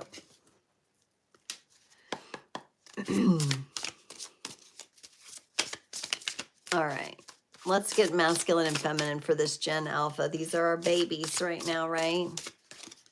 These are the babies, the babies. Oh, that thing.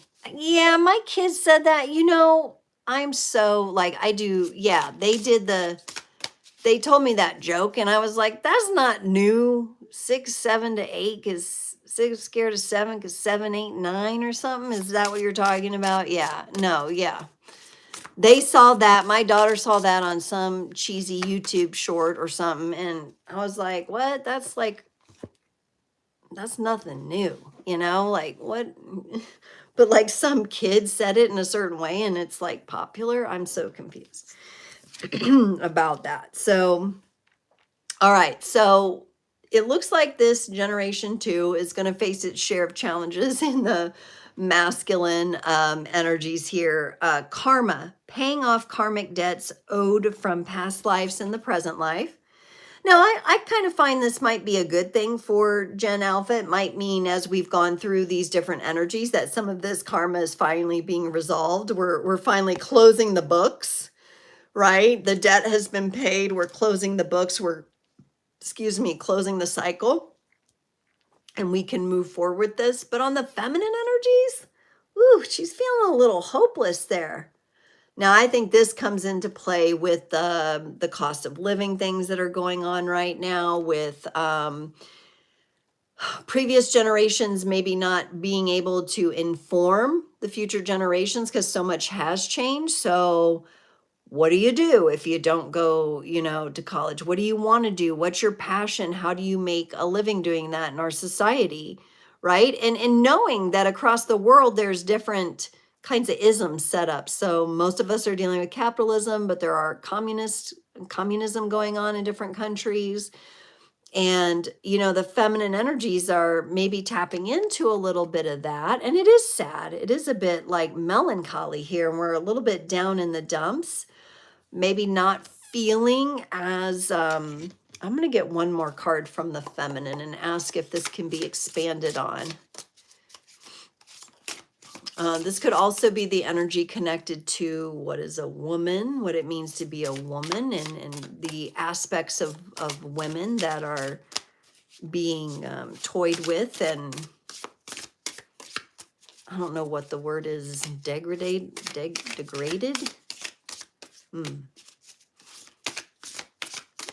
6, 7. I got you now about the making the money. Yes, they're making money. Yeah, so if 50-year-old me shows up doing some short about 6, 7, I guarantee you I will not make money or go viral off it. But some kid can do it, you know? Or the other thing I've noticed is those split screen things, you know? So I could be talking about something here, and then over here they're like cutting Play-Doh or something. Have you seen that? Ugh, I don't know. Here we go. A clarifier for the hopelessness that the feminine might be feeling is self-care. A nice rose petal, warm bath with candlelight. All right.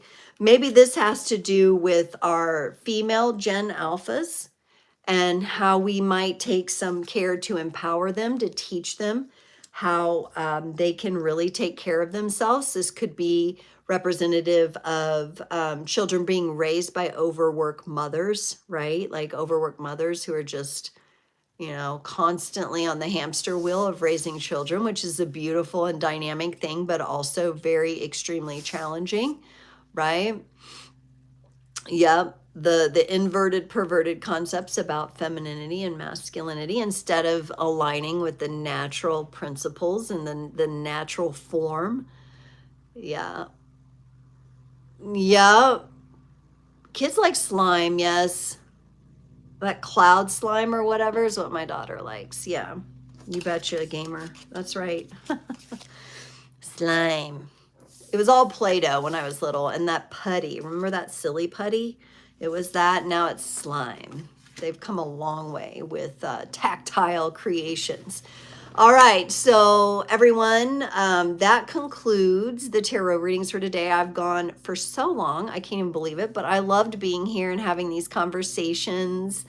And you know, I've got the upcoming live Q&A on the 16th of November. Mark your calendars for that, especially if you have a personal question or theme you want me to do a little mini reading just for you on. That's where I take the personal questions. And then there's one again on December 14th. Usually it's every other Sunday, but I'm taking a little bit of a break for the holiday to honor that. I'll have another tarot and tea out Tuesday, but be sure to catch the one previous. It was really interesting and had a lot of ins and outs.